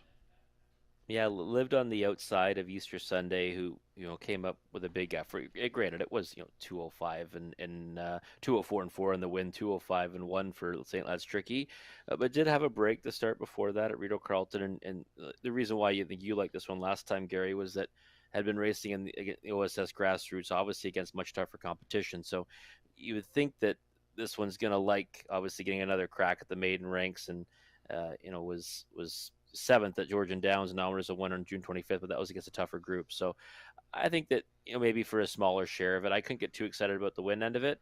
I think it'll likely be dominated by the 2 and the 3, but it's Try Super. You could definitely use them under there. Well, it is right now number 2, Thunderously, sitting at 6-5. Rob, it's a field of 6. They took out 7 Bucky's Starlet with a scratch, one that we both had on our ticket. We'll see how this unfolds. It is Solwed and Thunderously on the inside.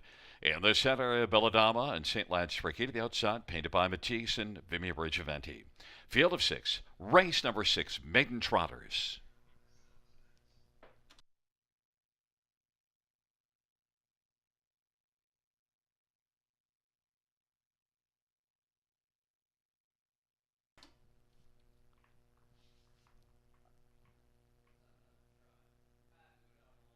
Field of 6 for the 6th race.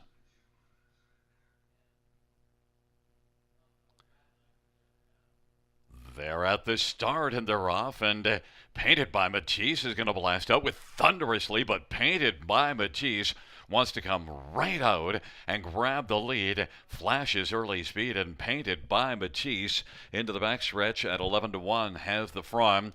Thunderously has secured the pocket. Belladama third, Solwitz racing fourth. Then St. Lad's Tricky and Vimy Ridgeventi. Painted by Matisse has the lead over the heavily favored Thunderously, who is 1-5 on the board.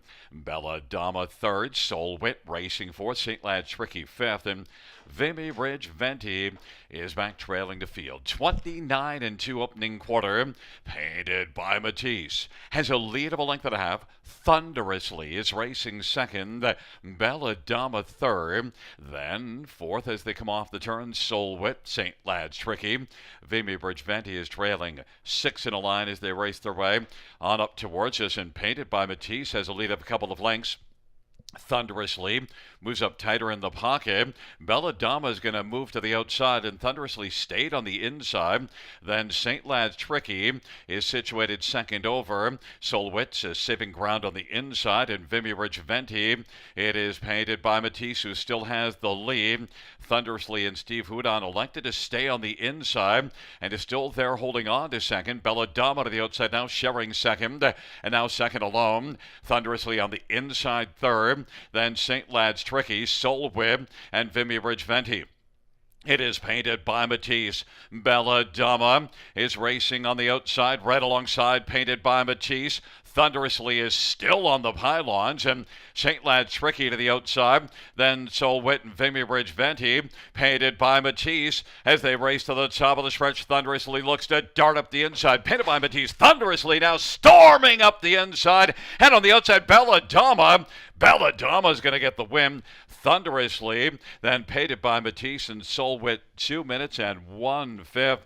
Belladama gets the job done, 1-5 on Thunderously, as Steve Houdon made a choice to sit the pocket and not pull out, and it just might have cost him. Yeah, it might have. At the end of the day, I mean, you can't really turn down that trip, though. And at the head of the lane, this is going to work out, right, Gary? Because you've got the leader still holding sway on the engine, and you get that room up the passing lane. Thunderously's kind of a funny horse, though. Like, you got to put in steps there, right? Look like he's not the kind of horse that probably just accelerates at the drop of a dime, because when he goes to the inside here, you can kind of see he puts in a couple stutter steps. Probably ended up really, costing him on the end of it. but still, it looks like he comes through for a second. And Belladama was one that, that form reference, against Made of Magic was one that maybe I should have played more into, because last time Anthony Hahn was aboard, this one was a real solid winner. And then once again tonight, ends up getting the job done after being first over for a long way. Yeah, and I know. And the problem is, you would have had to pop out of the pocket heading into the turn, which is not where you want to. But also, if you're sitting on a 1 to 5 shot, you might be thinking, I don't want to be following this horse that I don't think is one of the better ones.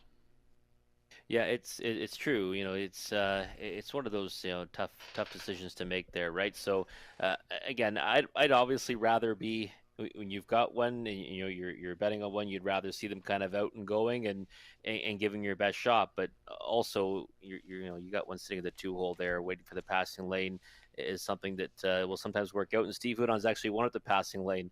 I think a couple times this meet here at the river. So but Belladama, that's a huge effort, from that one there. And it kind of, ended up being the two that we thought would be the best in there, just didn't come in the order that we expected. Well, number 3, Belladama gets the job done. 3-year-old Mr. Webb Brown filly, owned and trained by Pam Forkey. Anthony Hahn, the winning driver. It's the second win this year and second lifetime. Belladonna, 2 minutes and 1/5.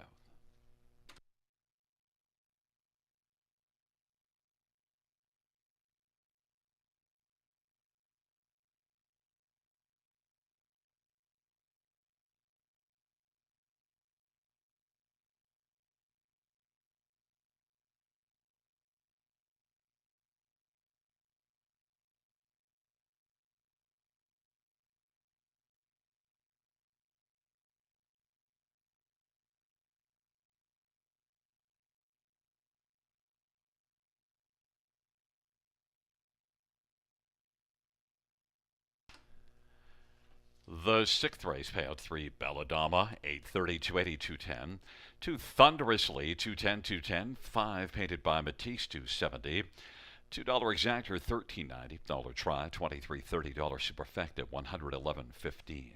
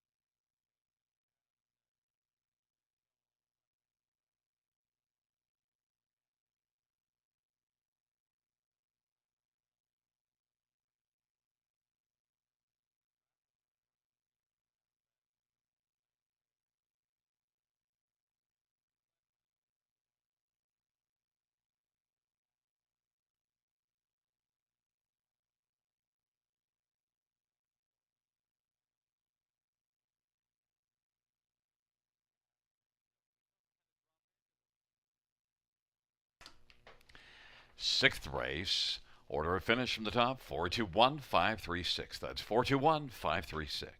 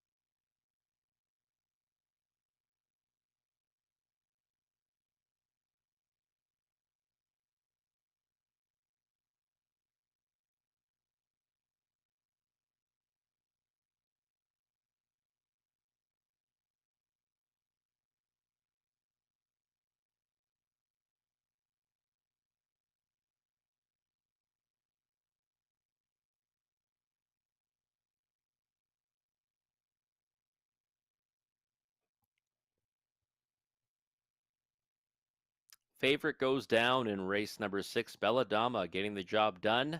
And a second choice in the board, but still a good result if you had that one on your late pick 5 ticket.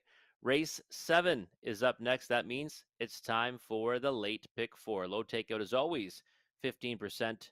Let's see what I've got cooked up for you in this late pick 4 sequence. There it is right there. The 2 and 3 here in the opening leg. TC Scandal, my top choice. Thought this one kind of returned to form last time at a juicy price at 12-1. Could not believe she paid that in her latest. Why not? Why not Haas is one that I also think is worth using in here. Confidence boost last time at Kawartha Downs. No chance really two back here after getting away seventh off the Hanover getting away seventh off the gate, and before that was involved in a no contest here at the river. So 2-3 for me in the opening leg. Race number 8, the 1 and 2. SG Goliath King gets Tyler Borth back in the bike. He guided this one to back-to-back victories before his latest effort, where he got away seventh off the gates from post 7. Now inside post, Tyler back in the bike.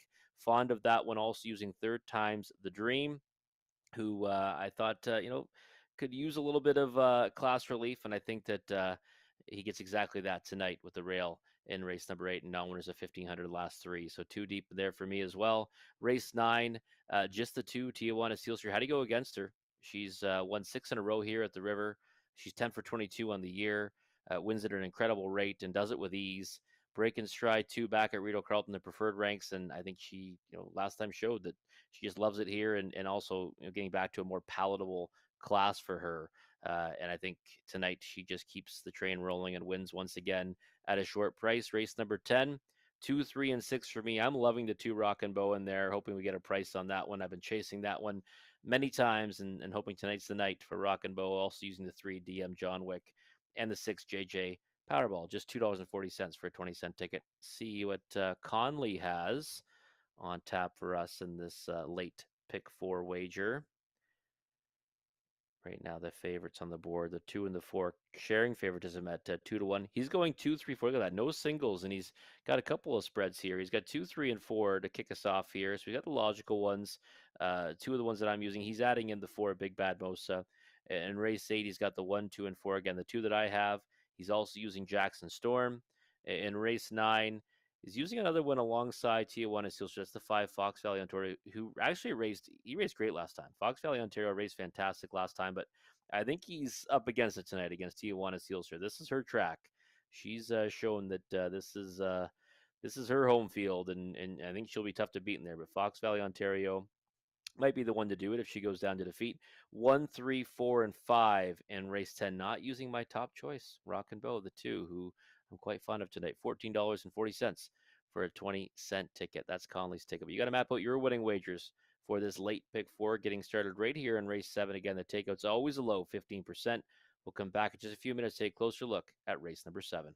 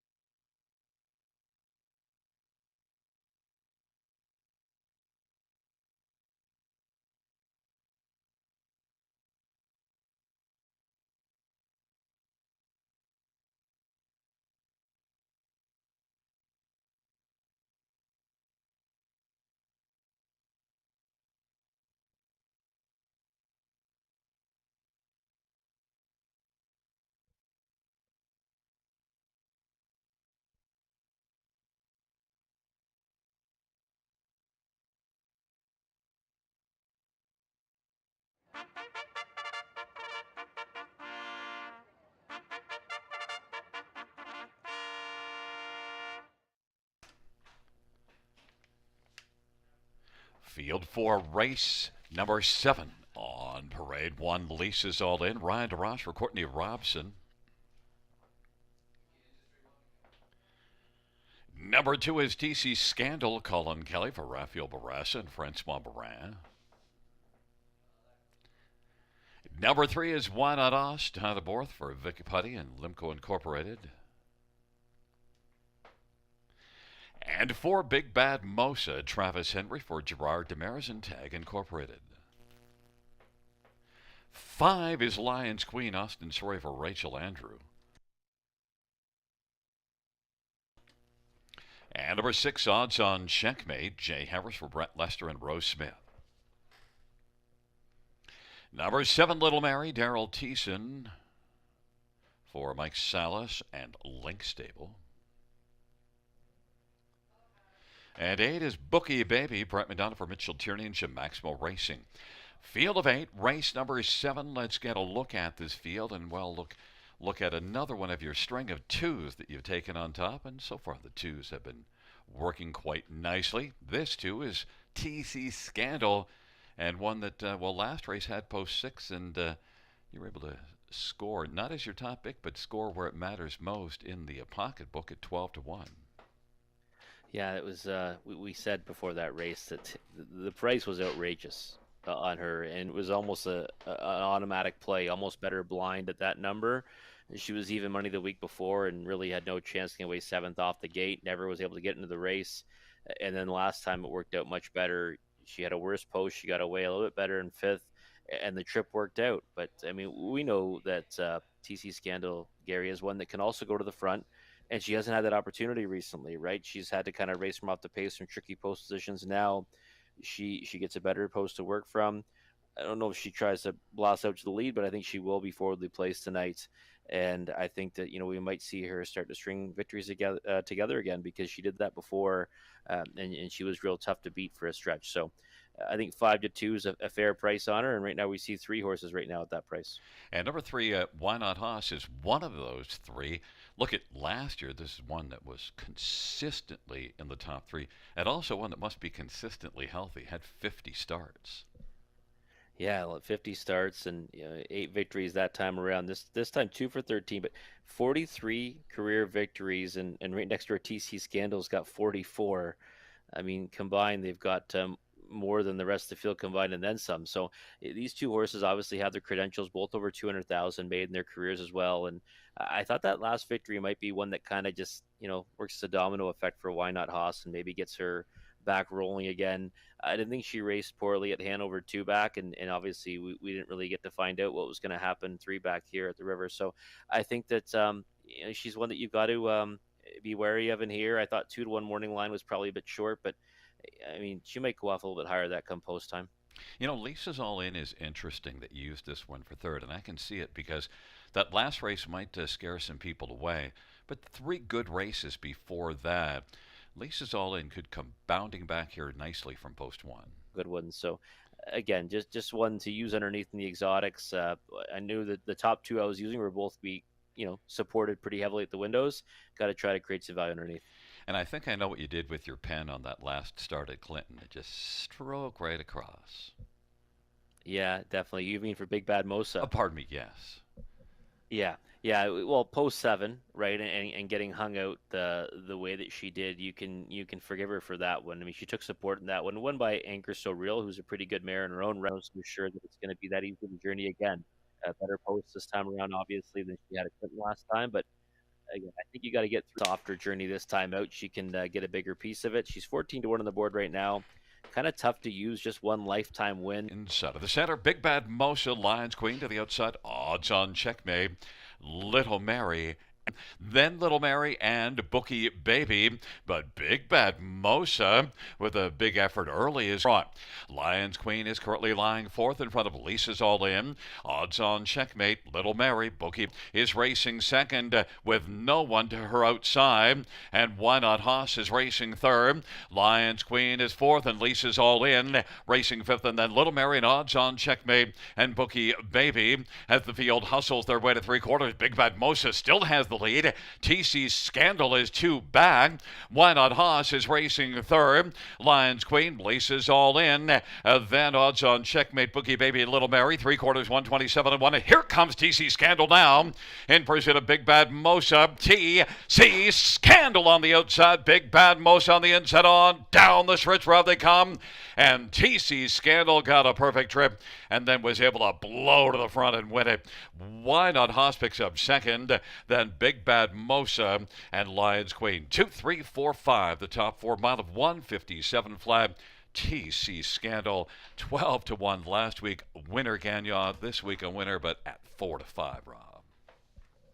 I still marvel that we got 12-1 on this horse last week. I really do, because it wasn't. I don't think those previous efforts were really any of her own doing. I thought it was just a circumstance of the trip, and then last time it worked out for her, a little bit of a confidence boost, scores by a neck, and it's safe to say I think she's back, to the horse we remember, right, Gary? Because today, I mean, she looked pretty good in the pocket the whole time, and the minute Colin Kelly asked her, she exploded. She really did. I mean, she's back under wraps again, coming to the wire here, and there was no doubt about it. When she edged to the outside, you could see just by the body language what horse was going to win that race, and she raced very well tonight, 57 flat.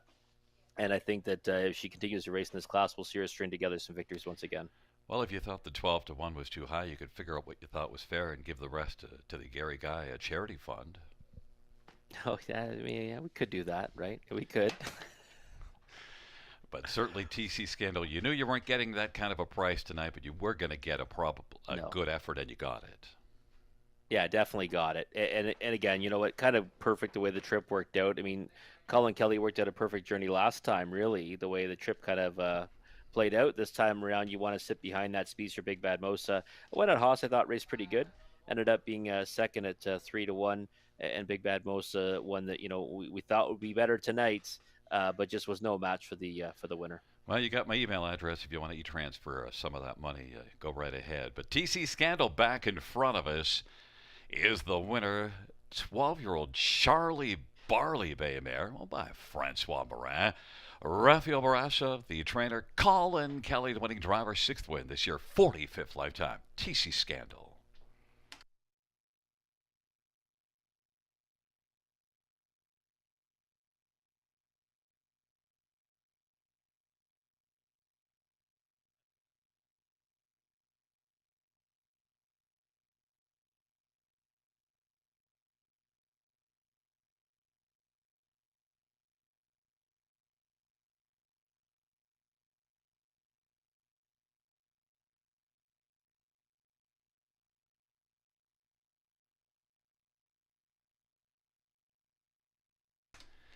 The 7th race payouts to TC Scandal, 380, 270, 210, 3 Why Not Us, 330, 240, 4 Big Bad Mosa, 250, $2 exactor, 1650, dollar tribe, 1260, dollar super, 49.65.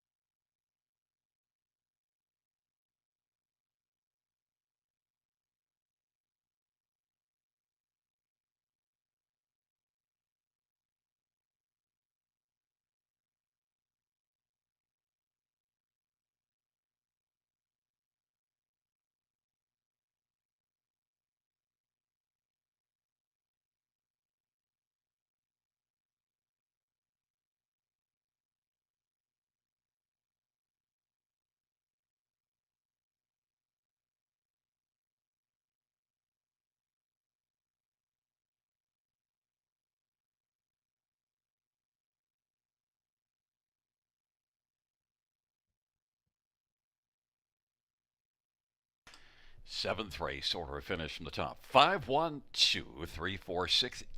That's 512-346-87 on the bottom.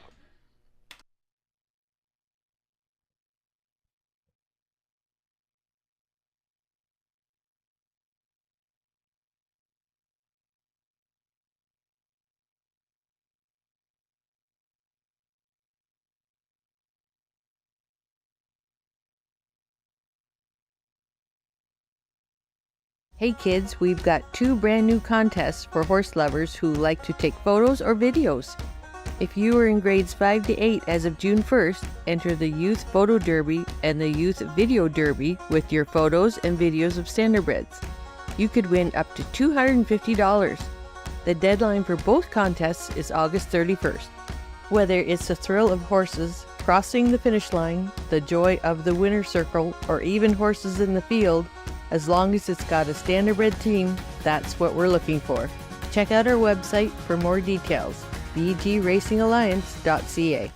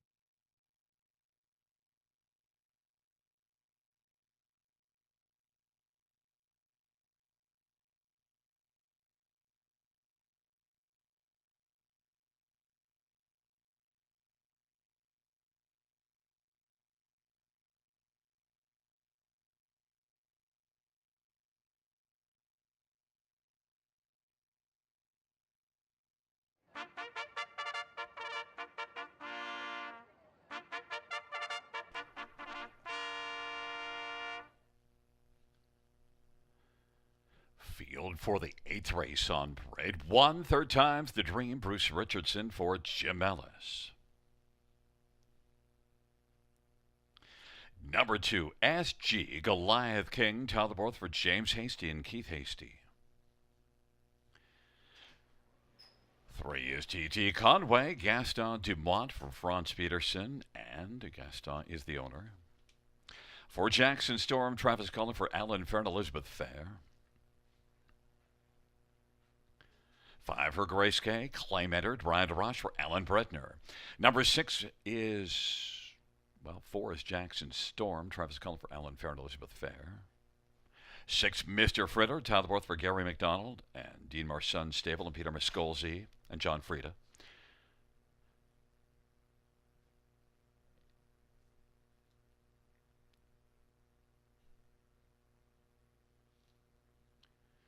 And note that 7 will be Caviar's Triumph. Scott Gulliver, Steve Coulter. It's a field of 7 for race number 8. Let's get a look at this field. And, Rob, can we keep the string of 2s going? We're at 5 right now. There he's just leaving the paddock now. Caviar's Triumph and Scotty Coulter. Shot from the Hubble telescope.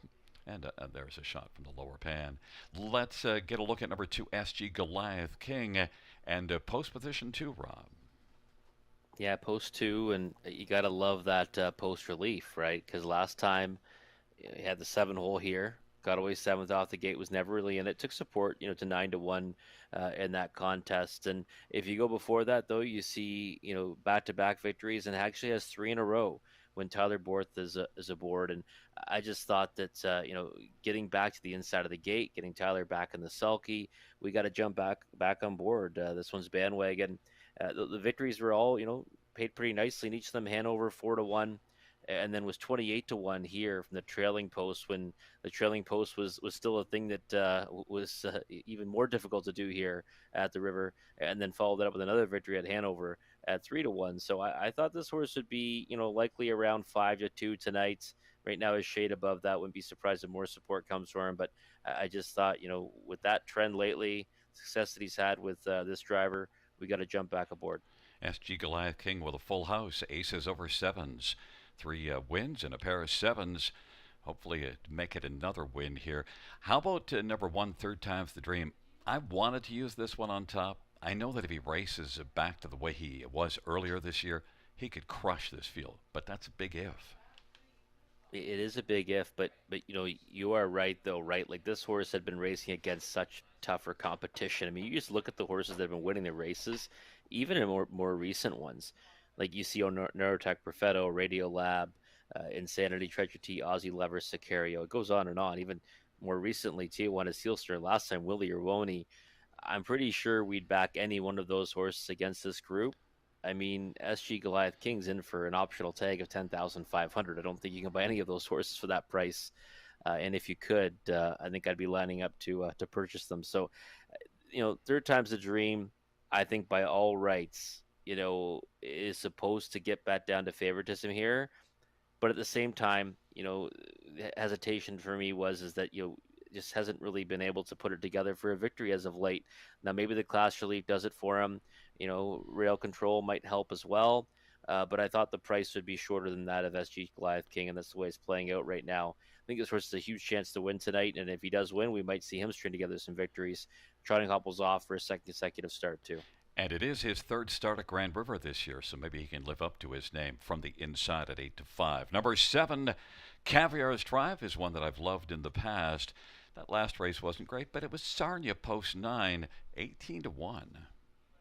Yeah, post 9 there. I mean, it's not like an impossible task, but it's pretty difficult, right? I mean, you're starting 9 wide on that 5/8 of a mile surface, so not easy by any stretch. Before that was 3rd there to RJ Hooker, and if you go further down, right, was racing an optional $15,000 claimer, and now this is going to be an optional 10-5 one here. So I thought Caviar's Triumph was one that if he had drawn inside his tactical speed, you'd have to kind of consider him for maybe an upset candidate in here. because of the outside draw, I think he'll get used up way too much if he tries to go forward off the switch. So I almost think they almost have to take a hold or look for a spot and just try to sit there. I think that you've got to have him in the exotics, though. I don't think this field's out of his reach. 28 lifetime wins, almost 200,000 made. That's more than anyone else in the contest. So the back class is there. I just had a hard time putting him on top from out there. I was curious what would happen to Mr. Fritter on the tilt board. Equipment change, blind to open bridle, needed a flat line last time out, and battled really hard first up. I could see a reason for Mr. Fritter to race a lot better in here. You can, yeah. Second start for this barn as well. And you're right. You need a flat line, and he had the trailing post, got away fourth, and actually did a lot of work in that one and minded his manners, which was obviously, part one of that assignment. And now we'll see what he can do tonight with that, under his belt, nose back on gate. Not the best post in the world, but he's a horse, another one. If he ever finds his best form, he could really do some damage in here. I just, we haven't seen it in a long time. So I'm going to just kind of, still do a wait and see approach, use him underneath. But I'll be watching him keenly to see if he takes another step forward tonight. A lot of fans have gone in on Mr. Fritter because it's down to 7-2, so not really a lot of value based on the recent form. Fans are on third time's the dream, but Rob and I are hoping for the streak of twos to continue and get up to 6 here with SG Goliath King. It's third time's the dream, SG Goliath King. On the inside, the center, TT Conway, Jackson Storm, Her Grace K. To the outside, Mr. Fritter, and Caviar's Triumph.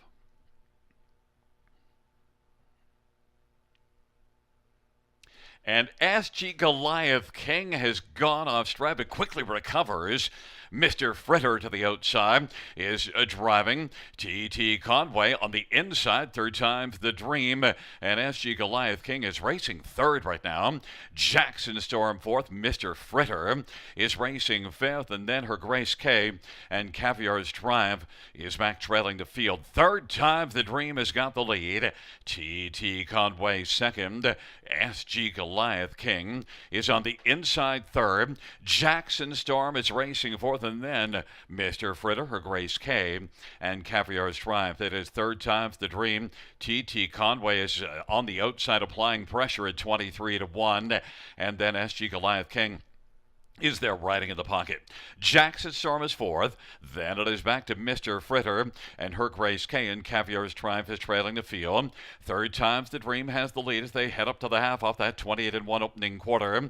TT Conway on the outside still, and SG Goliath King is right there looking alive in the pocket in front of Jackson Storm. Then Mr. Fritter is on the outside, and then it is back further to Her Grace K and Caviar's Triumph. On down the backstretch, third time's the dream. TT Conway's been out a long while from the backfield now. Caviar's Triumph is coming quickly. SG Goliath King is moving up and now claiming second. Caviar's Triumph is out 3 wide and is taken third. TT Conway now is backing away, and Jackson Storm is racing fourth. TT Conway's back to fifth, and then Her Grace K, Mr. Fritter. Third time's the dream. SG Goliath King is racing second, but third time's the dream. Leads by 2 as they turn for home over SG Goliath King. Jackson Storm and Caviar's Triumph. Third time's the dream. Third start this year at Grand River, and it was the dream. Wins it by a length and a half. SG Goliath King was second. Jackson Storm third. Her Grace K was fourth, 159-2. Third time's the dream, down to 4-5 on the board. Winner. Yeah, big time winner, and obviously had a challenger out there that ended up kind of working as a pick later on in the race, really. But third time's a dream, as you noted, Gary. Right, third time's a charm here at the River this season, and had been facing off against tougher horses. Now you get rail control, and you say, you know what, we're just gonna take matters into our own hands tonight. So Bruce Richardson did, and just gone on the engine. Right, nice effort from this one, and one that's we've kind of been waiting to see more from. And now we see it, and we might see this one, with this kind of confidence builder at heart building win now under his belt. We might see him go on to do good things even in tougher spots because he's capable. We know that about him. We've seen him race, incredibly against tough rivals. 9 for 26 last season, and we might start to see some victories pile up for this one. And note the inquiry sign goes up as number 2 SG Goliath King. Did make that very quick break, but Tyler Borth did a nice job to recover with SG Goliath King. We'll see if he stands, but certainly it was a quick recovery. It was almost instantaneous, and perfect drive again, and that was really how this one was getting those victories. Right, was getting perfect steers from Tyler, and he did it again tonight. He gets the horse to reset. More than happy to sit the 2 hole to the favorite, and was just facing too much pony. A solid runner-up finish for SG Goliath King. If he stays in that position, we'll still have to find out. But yeah, third time's a dream. It was just too good. And if you look at 4 to 5 on the board, when I'm looking at it, based on what I've seen from third times the dream the last few starts, there's no way I want 4 to 5. I know that it's in there, but I haven't seen much.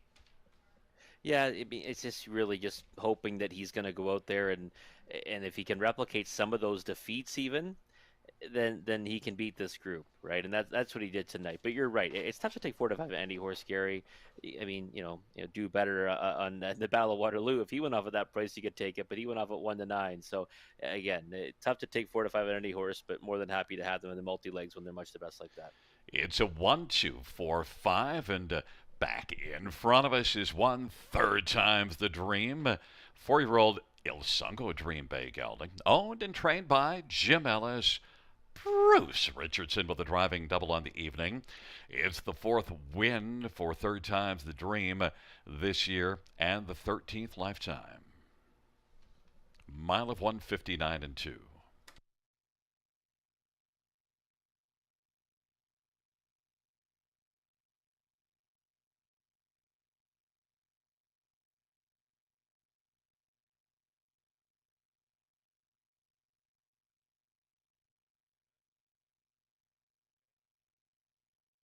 Fans note the judge's ruling that number 2 SG Goliath King did not violate the braking regulations and will stand.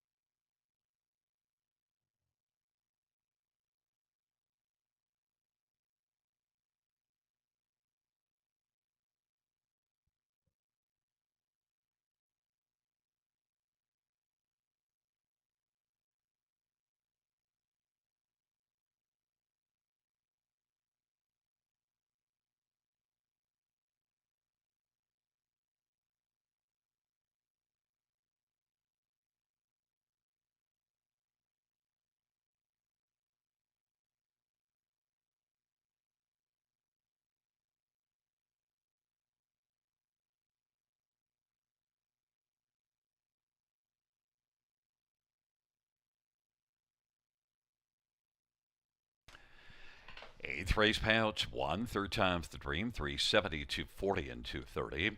2 SG Goliath King, 270, 210, and 4 Jackson Storm, 270. $2 exactor, $650. Try, $760. Super, $41.90.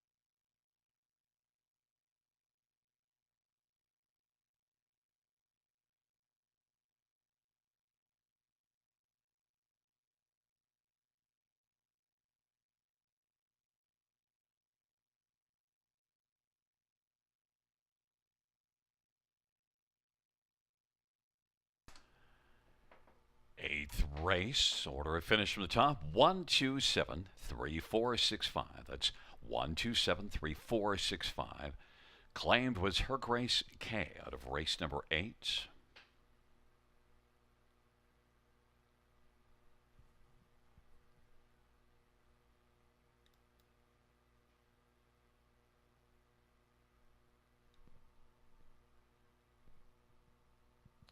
And the new trainer will be Jason Libby.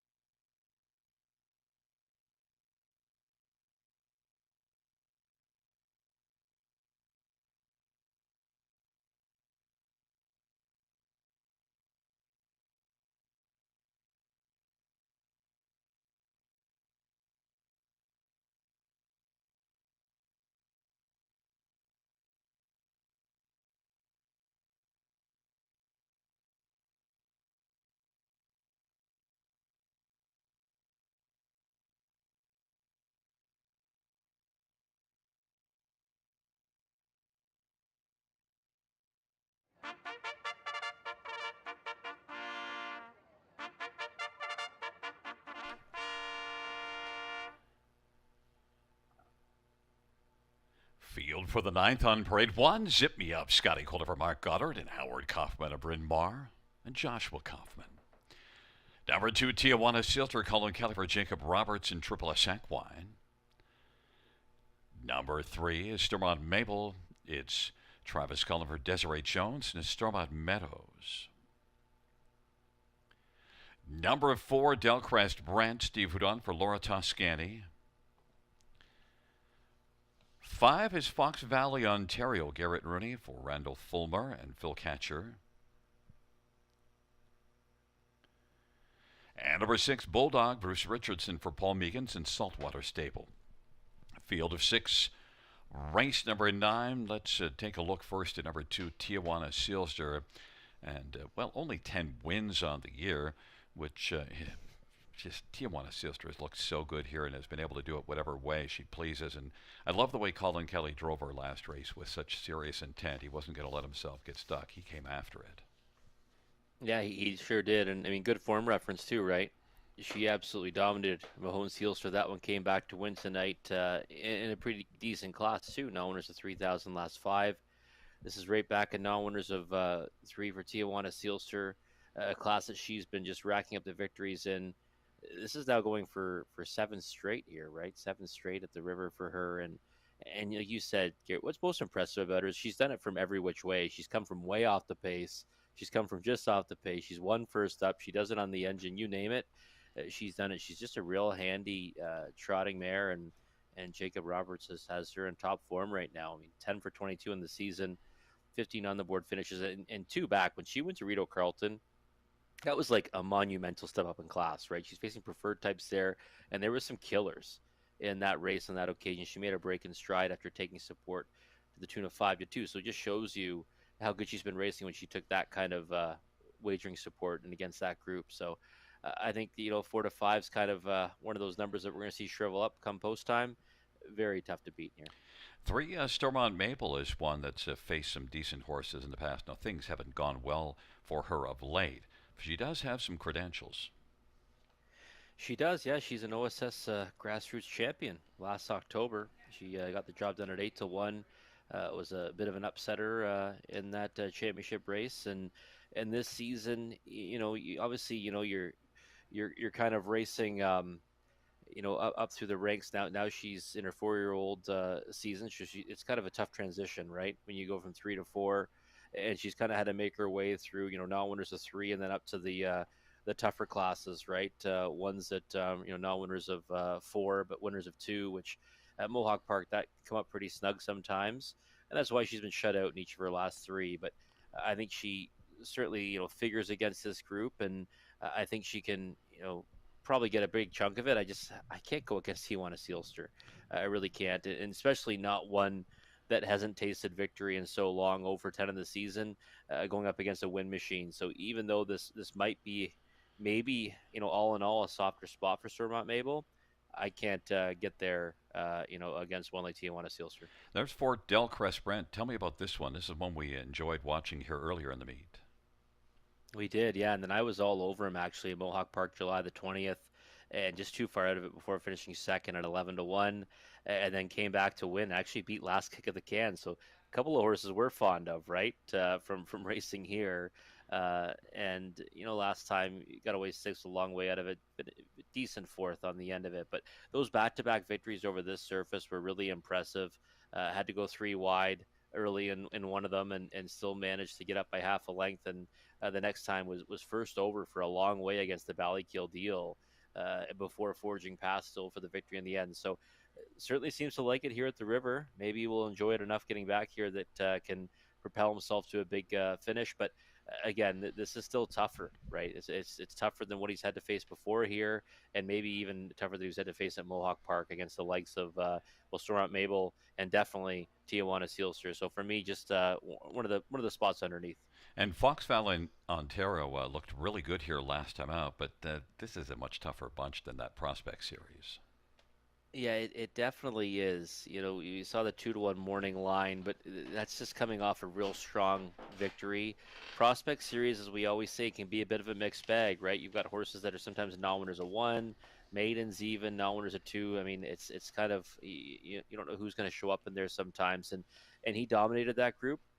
But this is obviously much tougher. Now he's hit the board in 9 of 11 this season, and has done good things against some pretty difficult opponents. But I thought this was a spot for me where he might get overbet. Now he's not. He's 9-2 right now, which is probably about the right price. But yeah, I couldn't get higher than bottom end of the Trier Super. Need to see more from him before I think you can go with some of these. Number one, Zip Me Up is 7-1 on the board. Get the inside and has gate speed.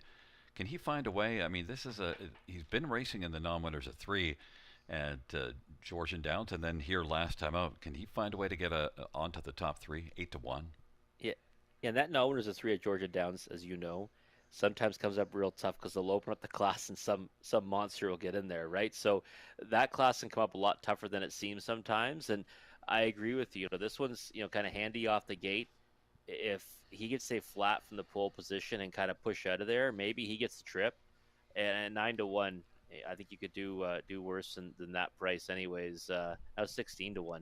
I mean, Zip Me Up is one that I think can land underneath in the exotics, and that's probably an overlay right now. Tijuana Sealster is sitting at even money on the board. Not really surprising. Tijuana Sealster and the top choice, and then Stormont Mabel at 8-5. It's Zip Me Up and Tijuana Sealster on the inside. Stormont Mabel, Delcrest Brent in the center, and to the outside, Fox Valley, Ontario, and Bulldog. It's a field of six. It's race number 9 on a Wednesday night at the river. Here they come.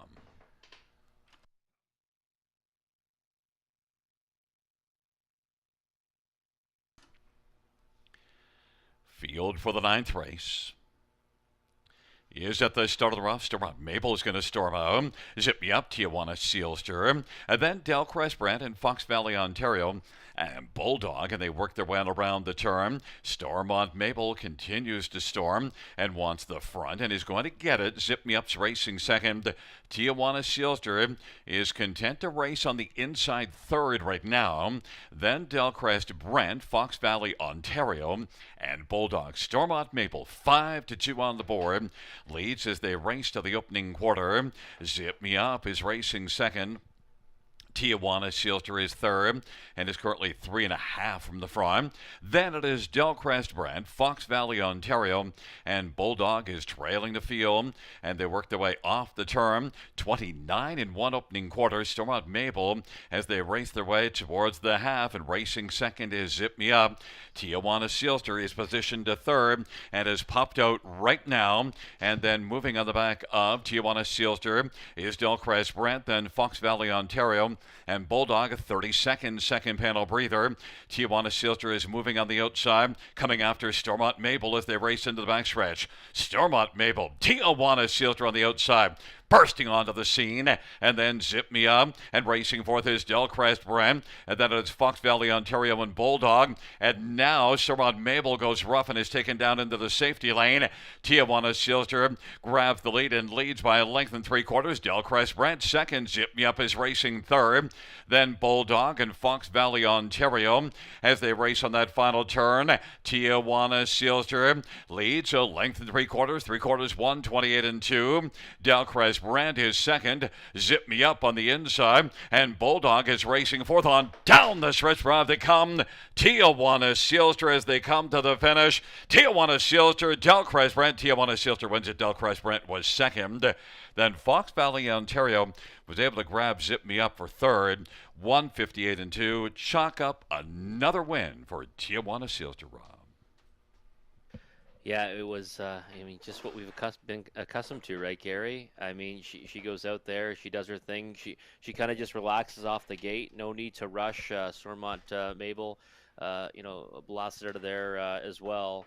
And then when this one came around, I mean, it was pretty easy. I mean, you see a bit of a challenge there from Delcrest Brent on the end of it, but you can see the whips in the air right there. A couple of tippy taps from Colin Kelly, and there's one driver doing a little more work than the other and getting closer, but I don't think it was ever in doubt. I'll be honest, I didn't think she'd be 3-5.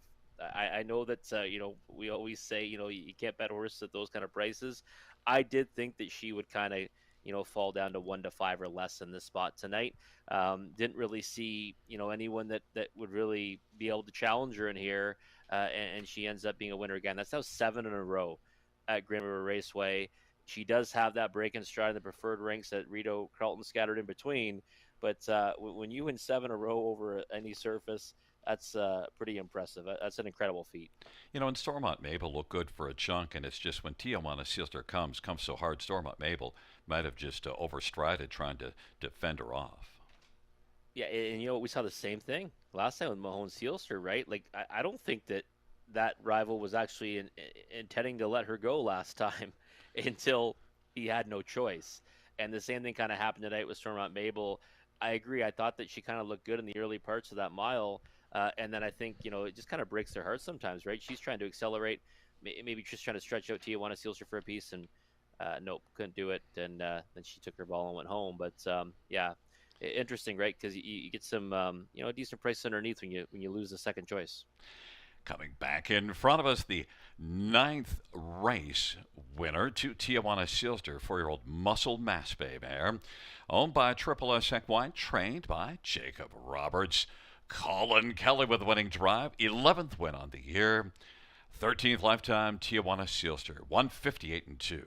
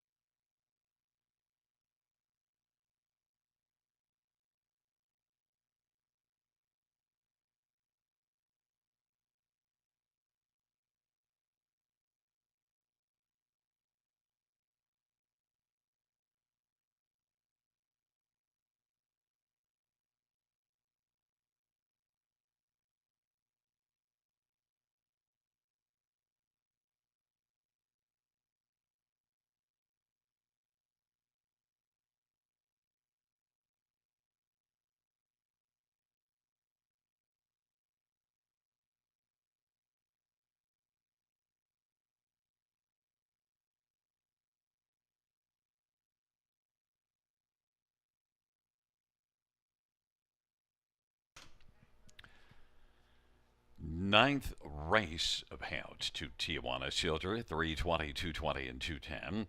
For Delcrest Brent, 320, 345. Fox Valley, Ontario, 320. $2 exactor, 12.40. Dollar try, 16.85. Dollar super, 56.30.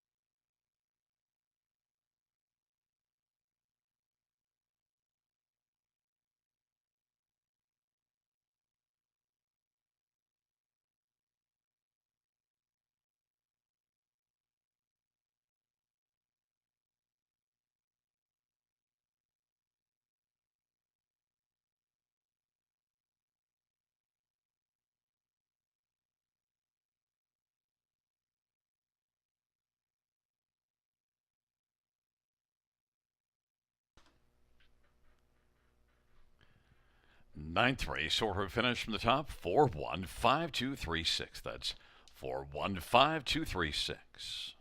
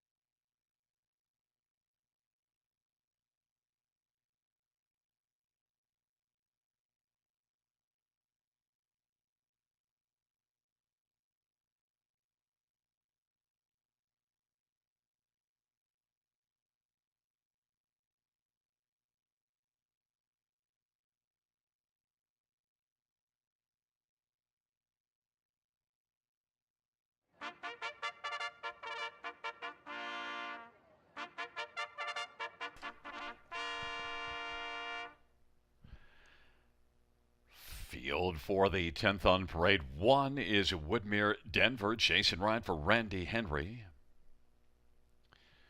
2 is Rock and Bow. Paul McKenzie for Catherine Flanagan and Winters Racing.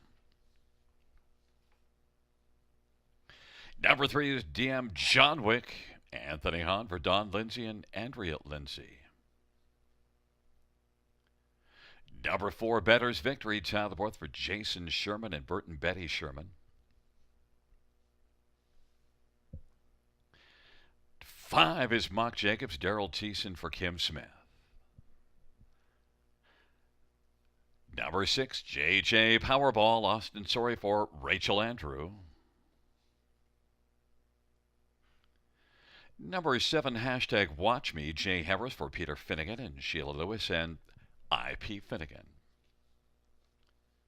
Number 8 is Unique Beach. Brett McDonald for Michelle LeBlanc.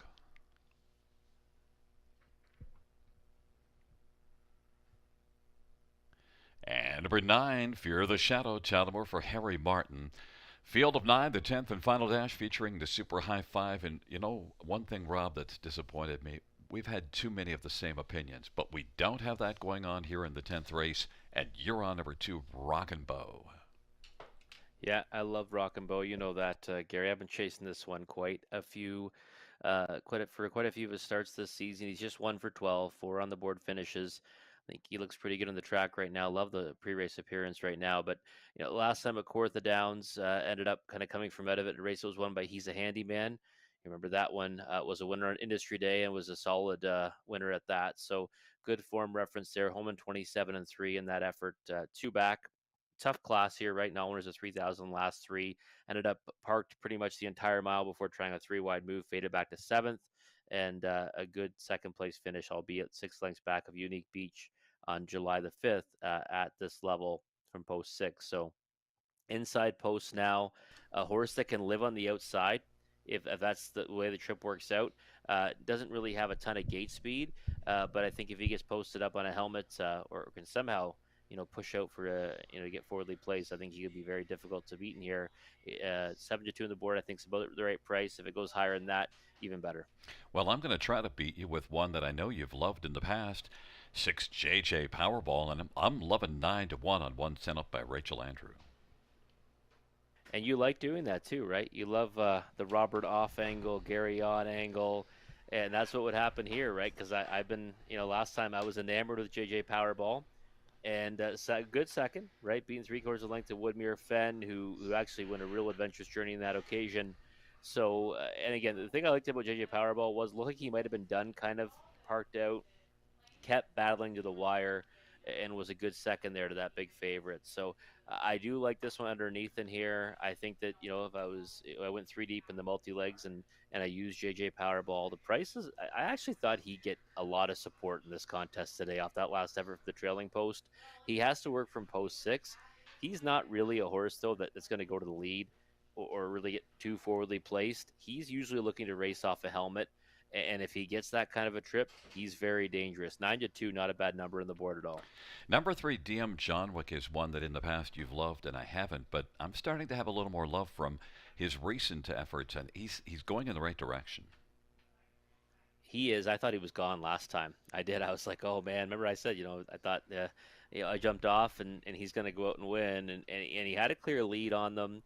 Made the move at the right time, I thought. Just couldn't close it out. Woodmere Fenn was just too much for him late, and JJ Powerball also got past him. But here's another good post to work from. He's been getting along well with Anthony Hahn, and I thought that he's a horse, like you just said, he's trending in the right direction, but he's still 0 for 7 this year and 1 for 20 last year, so he's 1 for 27 combined, but a horse that picks up a lot of pieces. I just, 2-1 morning line, I figured he'd be more than that. I think he had to be more than that. He's 3-1 right now. I still think he might be a shade short for a win ticket, but I think he's got to be everywhere in the high 5. And I think that's why we both used him for 3rd. Number 1, Woodmere Denver, inside post position. Well, certainly flashed the gate speed on the inside at Hanover June the 10th. Yeah, he's a horse that can leave when he has to, right? And especially when he gets that pole position. I mean, that's 27-2 opening quarter there. So I don't think he's going to give up too many spots off the switch tonight. I'd be shocked if he did. The game plan has to be to go forward. You don't want to waste that starting spot. And I think he's more than capable of getting a big chunk against this group. Another one that's a little bit shy in the win column, 1 for 16 this season, but does have 6 on the board finishes. So I think he can be in the mix throughout. And we always see the rail horse somehow finds its way into the super high five. And at 9-1, if you kind of bump him up the positions, he might be able to help it pay. And it's tough to leave Unique Beach off the top four here, but it's the post position. It's all about the post because the thing about Unique Beach is that last win here at the river came at this level, right? And it was a dominating one by 6 lengths, but it was a rail. He went to the front and he dominated throughout. I don't think he can do that in here because he's going to have to ambush the field, and it's so difficult to do from out there. I'm just not so sure he's the same kind of horse when racing from off the pace. So if he could ever make front, I mean, wow, he could be real tough to catch, but I just don't see it happening tonight. I think 4-1 from the 8 hole, I think is a testament to how good he is because that means if he had an inside post, he'd likely be the favorite in here for sure. Well, Robert, the Robert off angle on JJ Powerball has dropped to 2-1, and Rock and Bow, your top one is 4-1. We'll see how it unfolds. Woodmere, Denver, Rock and Bow, and DM Johnwick on the inside. In the center, Better's Victory, Maud Jacobs. To the outside, JJ Powerball. Hashtag Watch Me, Unique Beach. And the second tier, Fear the Shadow. And Rock and Bow is off stride. Quickly recovers, though. Field of 9 for the 10th race. There at the start of the round, Woodmere, Denver, DM Johnwick, and Better's Victory. And then Rock and Bow, Mock Jacobs, and Fear the Shadow. JJ Powerball, hashtag Watch Me, and Unique Beach, and they sprint into the backstretch, and that is DM Johnwick who's got the lead. Woodmere, Denver, now is going to be found in the pocket. Better's Victory third. Fear the Shadow racing fourth, and then Rock and Bow in front of Mock Jacobs. JJ Powerball is seventh in the early action. Then hashtag Watch Me and Unique Beach. They race on to the opening quarter. DM Johnwick, opening panel 27-3, has the lead 5-2 on the board. Woodmere, Denver's racing second, and then Better's Victory. There goes Rock and Bow now, is going to brave it first over. Fear the Shadow on the inside. Mock Jacobs and JJ Powerball on the outside, and then it is hashtag Watch Me and Unique Beach, and they race up to the half. DM Johnwick and Anthony Hahn has the lead.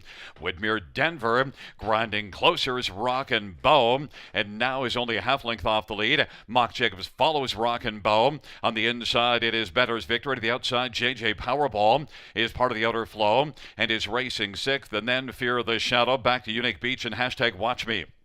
Half of 57-3. DM Johnwick. Rock and Bow is racing second and a length back. Woodmere, Denver third. Mock Jacobson now. JJ Powerball is taking a peek out wide on the inside. Better's Victory. And then moving up is Unique Beach and then Fear the Shadow. And hashtag Watch Me. DM Johnwick. Rock and Bow is living on the outside and is a length and a quarter back. Then Woodmere, Denver. There goes Mock Jacobs to the outside and on the inside. Better's Victory. And then it is JJ Powerball and Unique Beach on down the stretch drive. DM Johnwick as they come on to the finish. DM Johnwick wins it. Then second Mock Jacobs, and then it was Woodmere, Denver, and Rock and Bow 155-4. DM Johnwick, Rob, we said was trending in the right direction. Definitely. Yeah, trending right to the winner's circle. And we often talk about that, though, right? When a horse gets to the lead and sometimes gets picked up in the late stages, the next time they're out there, they're a little more prepared for closing it out, and that's what this one did today. DM Johnwick ends up pacing his mile the same time, 55 before he did last time, but this time doesn't have to deal with the legs of Woodmere Fen late, and JJ Powerball couldn't mount a charge either, and he gets to the wire first. Nice effort from this one. That I kind of thought was moving his way towards a victory, in his last efforts, kind of knocking at the door. This time around gets it done, and you see Mock Jacobs there, a nice rally to be second. One that I certainly didn't have in my my top four. but should help this pay finishing second at 9-1. Yeah, and Mark Jacobs, he got a good trip and pulled out, and JJ Powerball was on his back and popped up, but JJ Powerball didn't really have it. No, he didn't have it tonight. Like last time, he kind of seemed to flatten out, but then he kind of came on again. He surged again late. This time he didn't have that. I was kind of waiting to see that. And Rock and Bow, a little miscue behind the gates, and then he settled in. As soon as he kind of settled in to the spot he got, I said, "Oh, we're gonna be first up probably. First up or locked in. Take your pick." And first up trip, and I thought he raced well. I mean, he's a horse that you can tell he's a hardworking horse out there. He usually gives his best. Just tonight, the trip was too much, and so was the winner. And you were able to get that inside post onto the top grouping. Woodmere Denver finishing third. Yeah, I mean, like look at the board right there. I mean, sometimes we mix in the trailing post, Gary, but we often talk about inside draws and these super high fives. Well, there's one there. You box the inside five, you're a winner. Coming back in front of us is the 10th race winner. 3, DM John Wick. 9-year-old Better's Delight Bay Gelding, owned, or rather leased by Andrea Lindsay. Don Lindsay is the trainer. Anthony Hahn with the double on the evening. First win this year. 7th lifetime, DM John Wick, 155-4.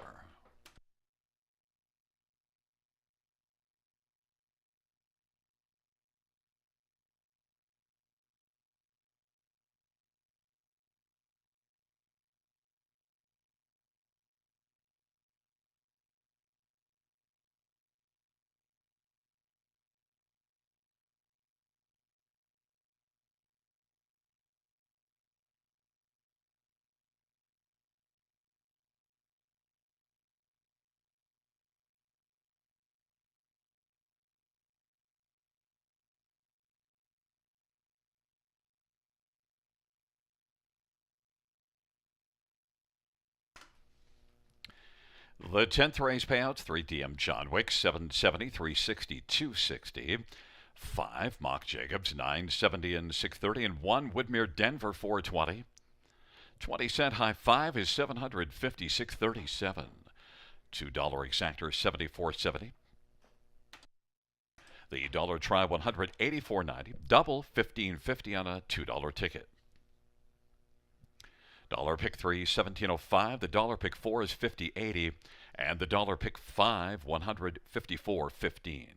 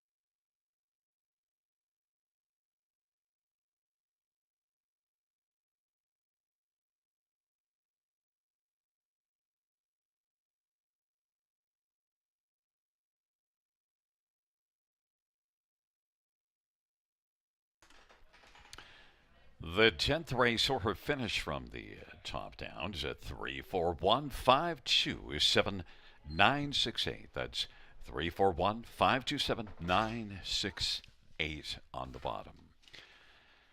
Fans, that does conclude the live harness racing program for this Wednesday evening. Our next live racing event is this coming Friday for stash of 6:30 p.m. Buenas noches, amigos. Good night, everybody. Good night, Christine. Good night, Gary.